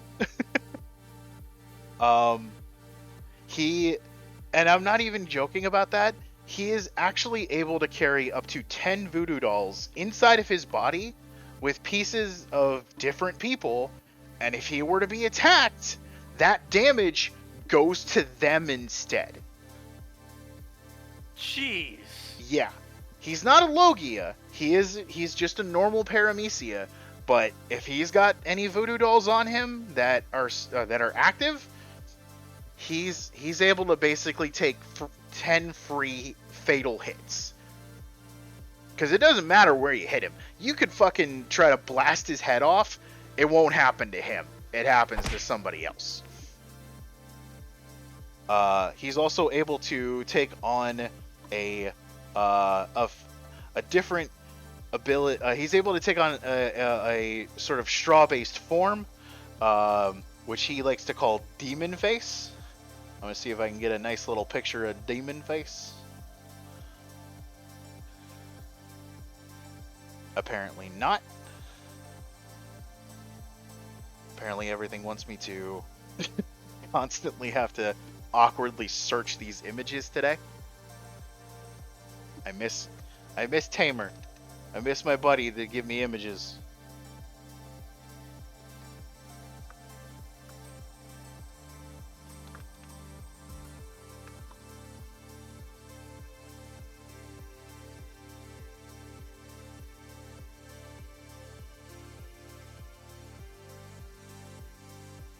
There we go. That works.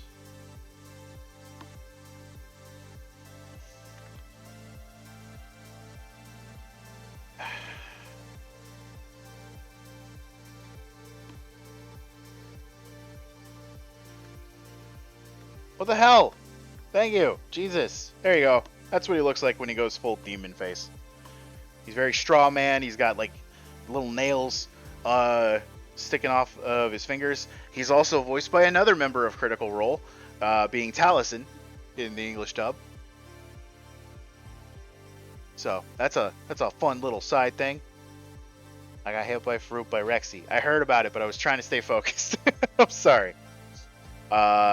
We move on to the next person's abilities in the row, which is Arouge, who has a yet unnamed devil fruit that allows for him to essentially, the more damage he takes, he can turn that into power. So essentially, the harder you hit this guy, the harder he's going to hit you back, in a sense. Okay. Why is King on my shoulder? Because we are doing VTube Studio multiplayer, which allows us to both be in the thing at the same time, and I can sellotape him to my shoulder so he wiggles around with me. It's fun. Now, here's the reason why I said that Turtle will probably end up liking Drake for just this one thing. That is because our boy, DS Drake, has a Zoan Devil Fruit that is a very rare type of Zoan Devil Fruit. Okay. He has an ancient Zoan Devil Fruit. An ancient Zoan Devil Fruit. We've seen these before. We have not. This is the first time it's been shown. These were explained to us at the beginning of this series. Yes, that I will give you. Yes. He specifically has the Dragon Fruit model Allosaurus.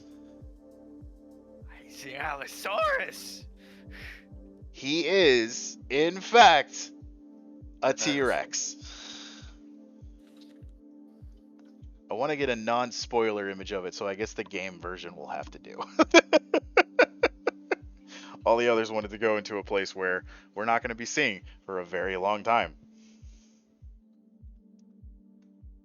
And I hit copy. Of course I hit copy. There we go. Big old boy. So yeah, people can turn into dinosaurs. It's great. It's good stuff. And yes, by the way, just going to throw that out there right now. I'm pretty sure we said it before. All of the dinosaur fruit are variations of the dragon fruit. Very specifically because that's the whole reason why the dragon mythos exists in the first place. Because people found dinosaur bones way back in the day, and they were like, the fuck is this thing? It must have had wings and breathed fire and all that shit. Oh, hold on. I want to share with you a fun thing that comes off of that. All right. Go for it. My throat could use a little bit of a rest. So there is a creature by the name of Cryodracon boreat. Mm-hmm. Cryodracon boreas. Okay. Do you want to know what that translates to? Yes. The frozen dragon of the north wind. What kind of dinosaur is it? It's not actually a dinosaur. I'm gonna send it to you. What is it, like the Brontosaurus, where they just put a bunch of bones together in the wrong order? No, it's a pterosaur. Oh, okay. Yeah. I still count those as dinosaurs. They aren't though. I know. Robbie. Oh, you know what? Thank you, Robbie. I appreciate that. Robbie has gotten an image of Mad Monkey Rouge's ability in activation mode. He goes from this marginally beefy guy right here to I provided you an image of Cryodracon. Yes, I did see it. I just got distracted by this. He goes to this beefy ass motherfucker.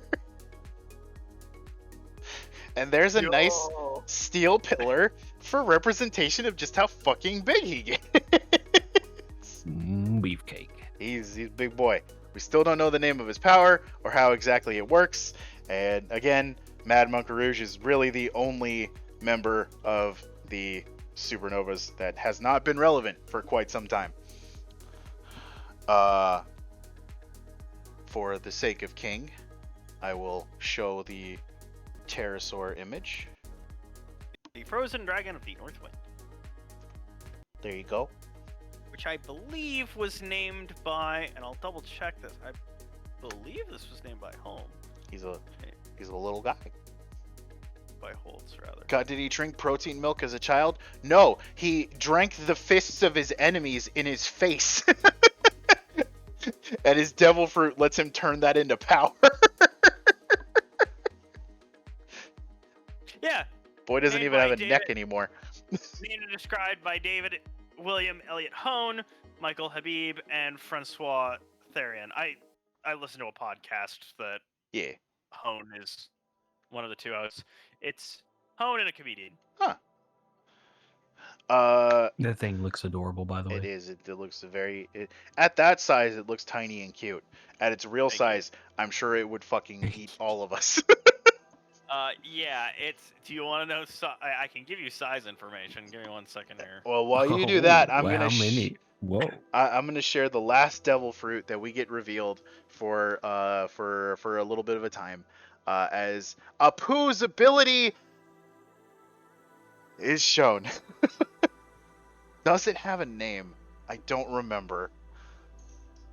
I can't remember if it's got an actual name. Where is the link to his shit? Scratchman Apu. It does have a name. His devil fruit is another Paramecia type known as the Tone fruit. Now this fruit, it's something. It allows him to turn different parts of his body into musical instruments that he then uses the sound wave of to attack. Apu is a little bit of a musician kind of guy. As a demonstration of one of those abilities, please tell me they've got the thing. They do. Alright, Wiki, you get a pass today. As demonstration of one of those lovely instruments that he can transform into, behold, arm flute. Okay. He also uses his teeth as a keyboard for a little bit, all to gain the distraction of Kizaru, who's fighting the supernovas at the moment. He was off watching because he's an idiot and decided not to get away. Where he uses his abilities to essentially first lop off Kizaru's hand, and then his basically bisect him at his the bottom of his torso. Now, Kizaru is a Logia type, so it doesn't really mean anything. He is a little bit surprised by it, because it's just an attack that hit him and actually kind of did something. As we'll much later find out, but it's better to just talk about it now. We'll find out more about it later, but essentially, it doesn't matter what you do. If you hear his music, the attack will hit you. The only way to avoid it is to basically cover your ears, which is not very advantageous in a fight. Let's be honest. But yeah, so that is all the devil fruits that has happened. Kizaru is busy fighting them until he gets a call from Sentomaru saying that they need to focus essentially on the three perpetrators, which is the Straw Hat Pirates, the Heart Pirates, which is Law's crew, and the Kid Pirates, obviously Kid's crew. You throw as many fruit as you want. Every time you throw a fruit at me, I get a couple million berries. Because I can just throw it on the black market. Anyway. So Kizaru decides to leave them be. He heads off to go and tackle against Luffy and the others. Arriving just in time as one of... Well, there they all are. Ow, and thank you. Arriving as the Straw Hats take down one of the pacifistas, who does have a number actually tattooed onto him. This one specifically was PX1, who has officially been taken down by the Straw Hats. Sentomaru basically tells him that, fuck, how could you do that? It costs as much as to make a battleship to make you guys. Don't be such an idiot and get yourself destroyed like that. Arriving with another pacifista, Kizaru, not long behind, starts to cause problems, and also, with Zoro being downed as he is, makes a very easy target. So, of course, he targets Zoro. Going over to where Zoro is, at this point, the Straw Hats are all fucking winded. They can still run, but they know fighting is not an option. And Luffy has already started to give the order that everyone needs to run. Which is saying something for Luffy, who is the kind of guy that will throw himself at a brick wall enough times until it falls the fuck down. Why are you running? Why are you running? They're running because they're scared. For like 1 minute. I zoned out for 1 minute. What was the last thing that you heard zoned out, guy? How What far did back? You say? Okay, just what has stopped Luffy? Normally things don't stop Luffy. Like, he keeps trying until... What?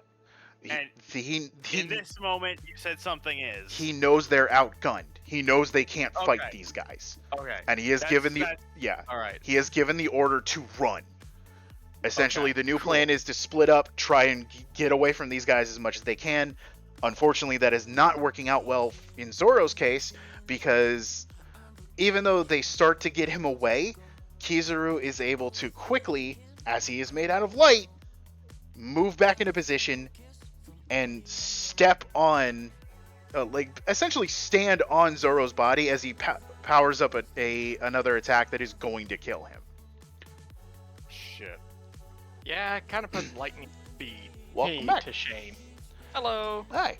Now, Lightspeed in One Piece and Lightspeed in everywhere else is very different, as Lightspeed in One Piece seems to be a lot slower than normal Lightspeed. Not gonna lie. One thing about Kizaru though is that his speed is very limited, in the fact that he can only speed in one direction.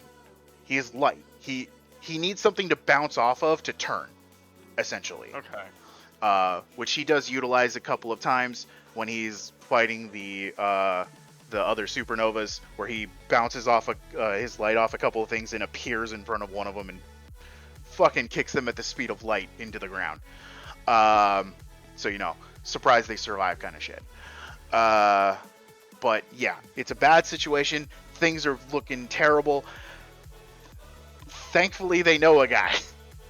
Rayleigh comes out of nowhere. It is able to literally kick Kizaru's leg out of the way to make him fire off in a different direction. Now, let us note, he is a Logia. Kizaru is made of light. You should not be able to touch him. And Rayleigh kicks him. Rayleigh moved his leg out of the way. So, what we have is a situation of experience definitely trumping everything else in this case, because he's not only able to stop him from attacking Zoro and get them out of the way, but he is able to start going toe-to-toe with the Admiral, which Kizaru notes really sucks in his case, because he's currently being held off by an old man. Rayleigh's supposed to be was supposed to be taking out the Straw Hats. Now he's got to deal with fucking Dark King Rayleigh. That was not in the plan at the moment. Then this is not where he thought he would be today.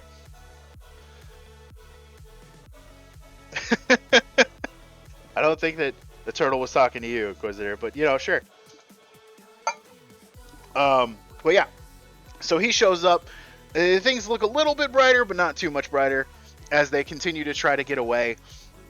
And the current group breakup, at least with Zoro, is that Zoro is with Usopp and Brook, and they are trying to get him as far away as they can to get them to safety, only for one of the pacifistas to show up again.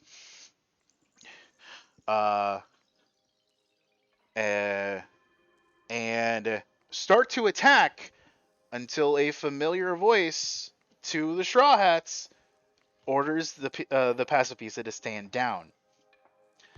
Behind Usopp and Brook is now standing the real Kuma.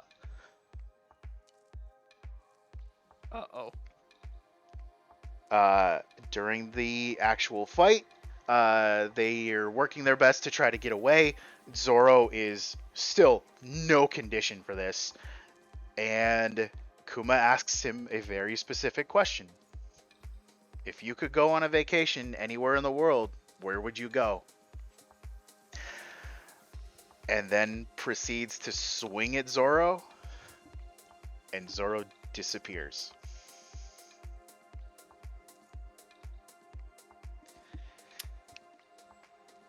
By the way. All right. And it should be noted, the anime and manga both have a representation of every time this happens. And a bubble pops. There's a group of bubbles above Sabaody that are that will be popping over the course of the next few minutes. Yep.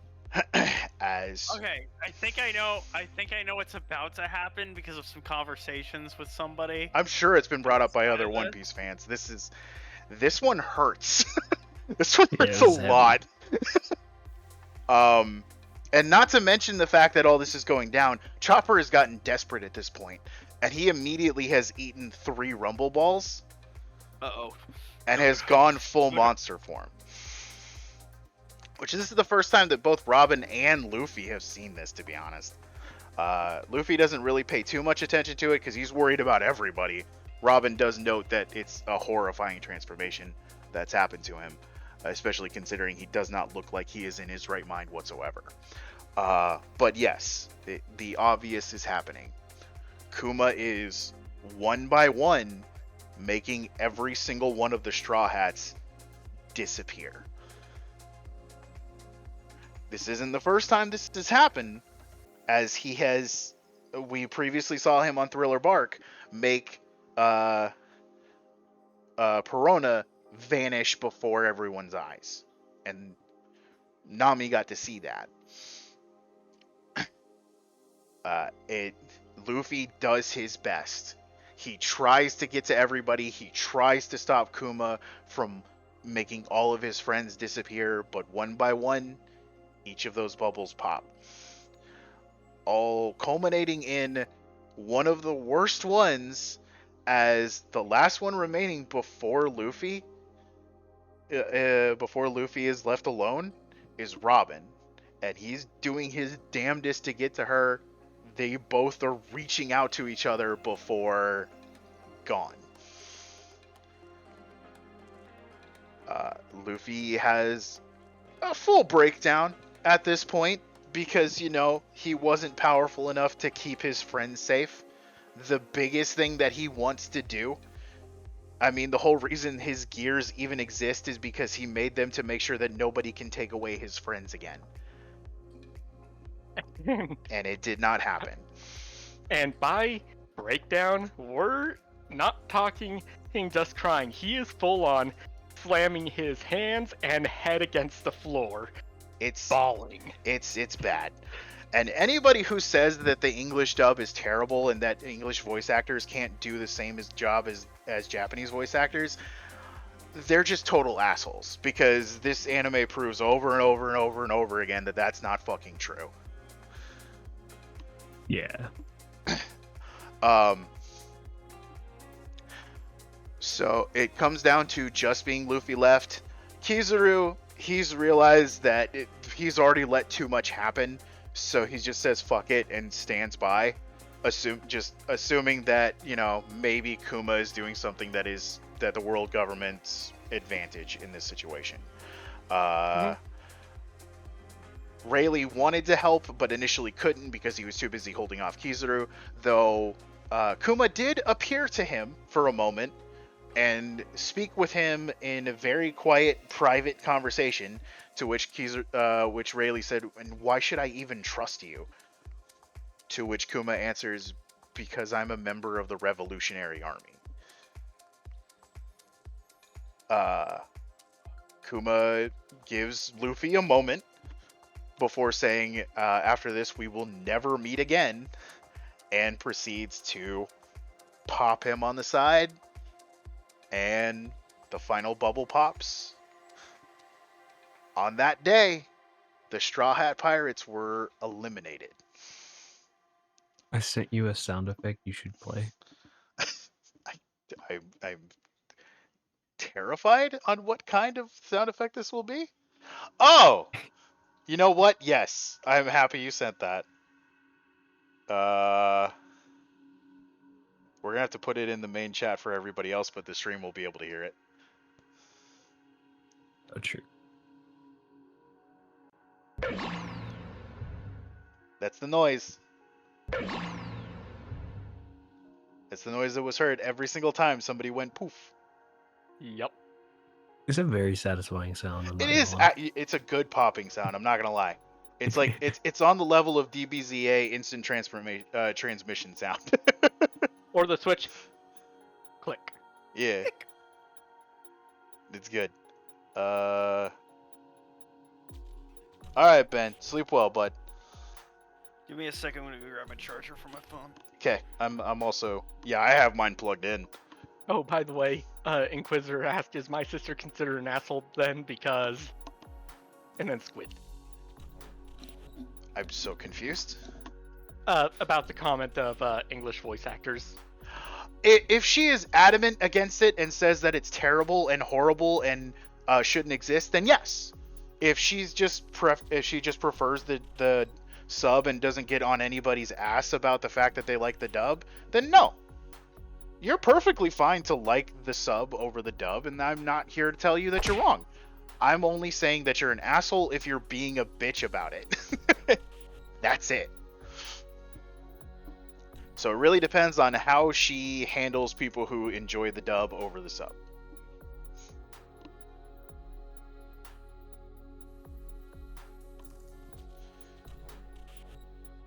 We made it to the end of Sabo!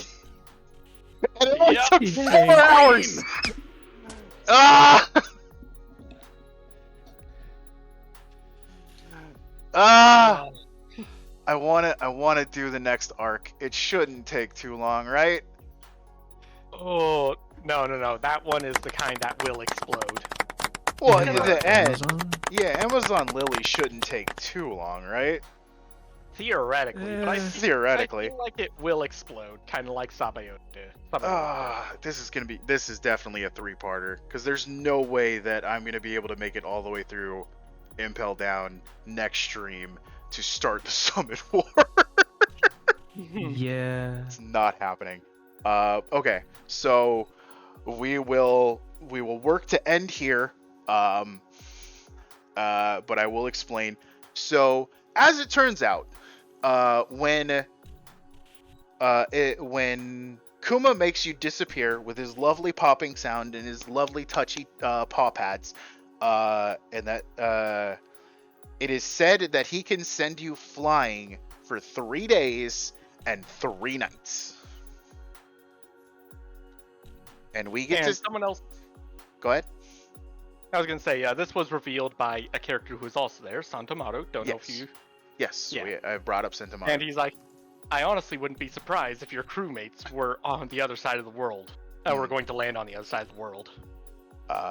We do eventually get to see where everybody lands. It does take a little bit. It happens in bits and pieces across the next couple of arcs. Unfortunately, everybody lands in like places that they need to go. This is what we have figured out. Kuma was not fucking with them when he did this intentionally.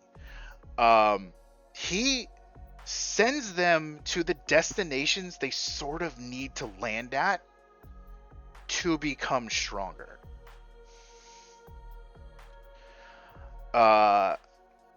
With the only exception being Luffy.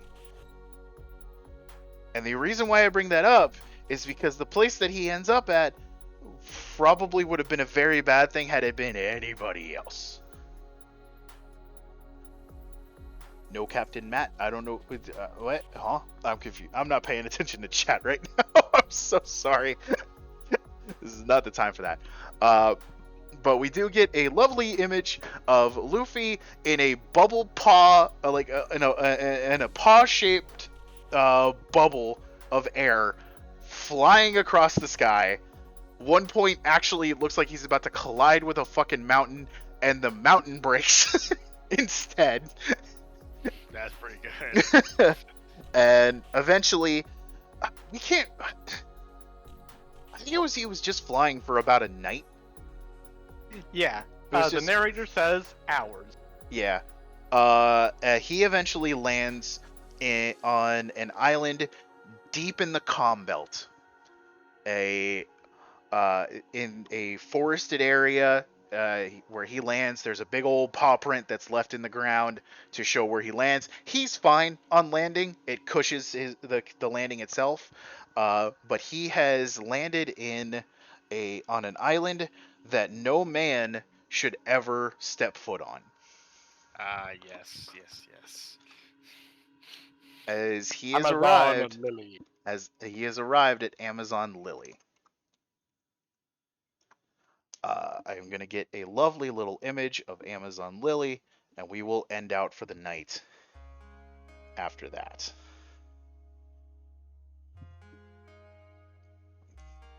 Yeah, I'm not sure I want to know who Matt is either. That's all my brain's got.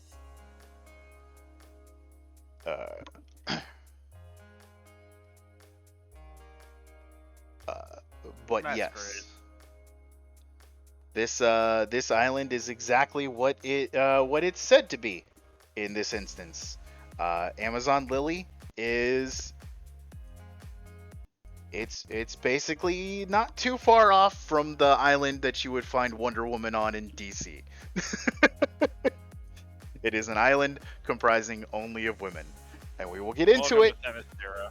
Welcome to Themyscira. That's the name. I couldn't remember it for the fucking life of me. But yeah, we will get into that next time, where I can hopefully cover more than just one arc. But again, this saga is a turning point in the series. It's not too surprising that it took that long to explain just the first fucking part. Yeah, a lot of stuff happened. We're hit with a lot of new information, and a lot happened. And we still have the overarching situation of the fact that Ace is on the execution block. Which is not hidden from us. It's like Luffy does not know yet. None of the Straw Hats know yet. But we as readers and watchers are made privy to this information far sooner than the characters are. But yeah. Whew. Oi. I would like to thank for the earlier follow from Rexy. I hope it gets to be your last one. I hope you're not forced to do this again. Riley, if you're still hanging out in the background somewhere, once again, thank you very much for the Prime sub. Always appreciated. I am going to go ahead and get you guys on over to whoever else is streaming right now. We got a nice little crew of people. Let's see. Gam is doing art, which more than likely means that he is working on the highlights right now for the next Barry highlights. But yeah, always I'm happy to have you. Yeah, let's raid Gam. Let's raid Gam. It's always fun to raid Gam.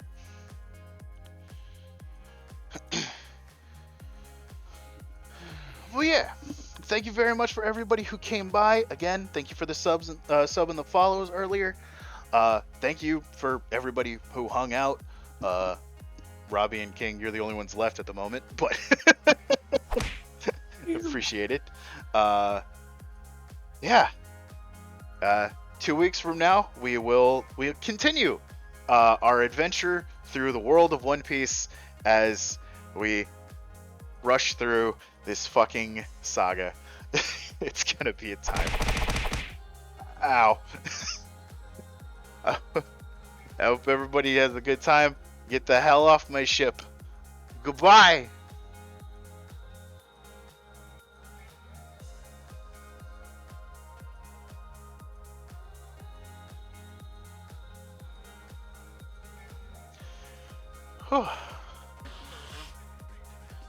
Bye, Bod Watchers. Happy Pride, ma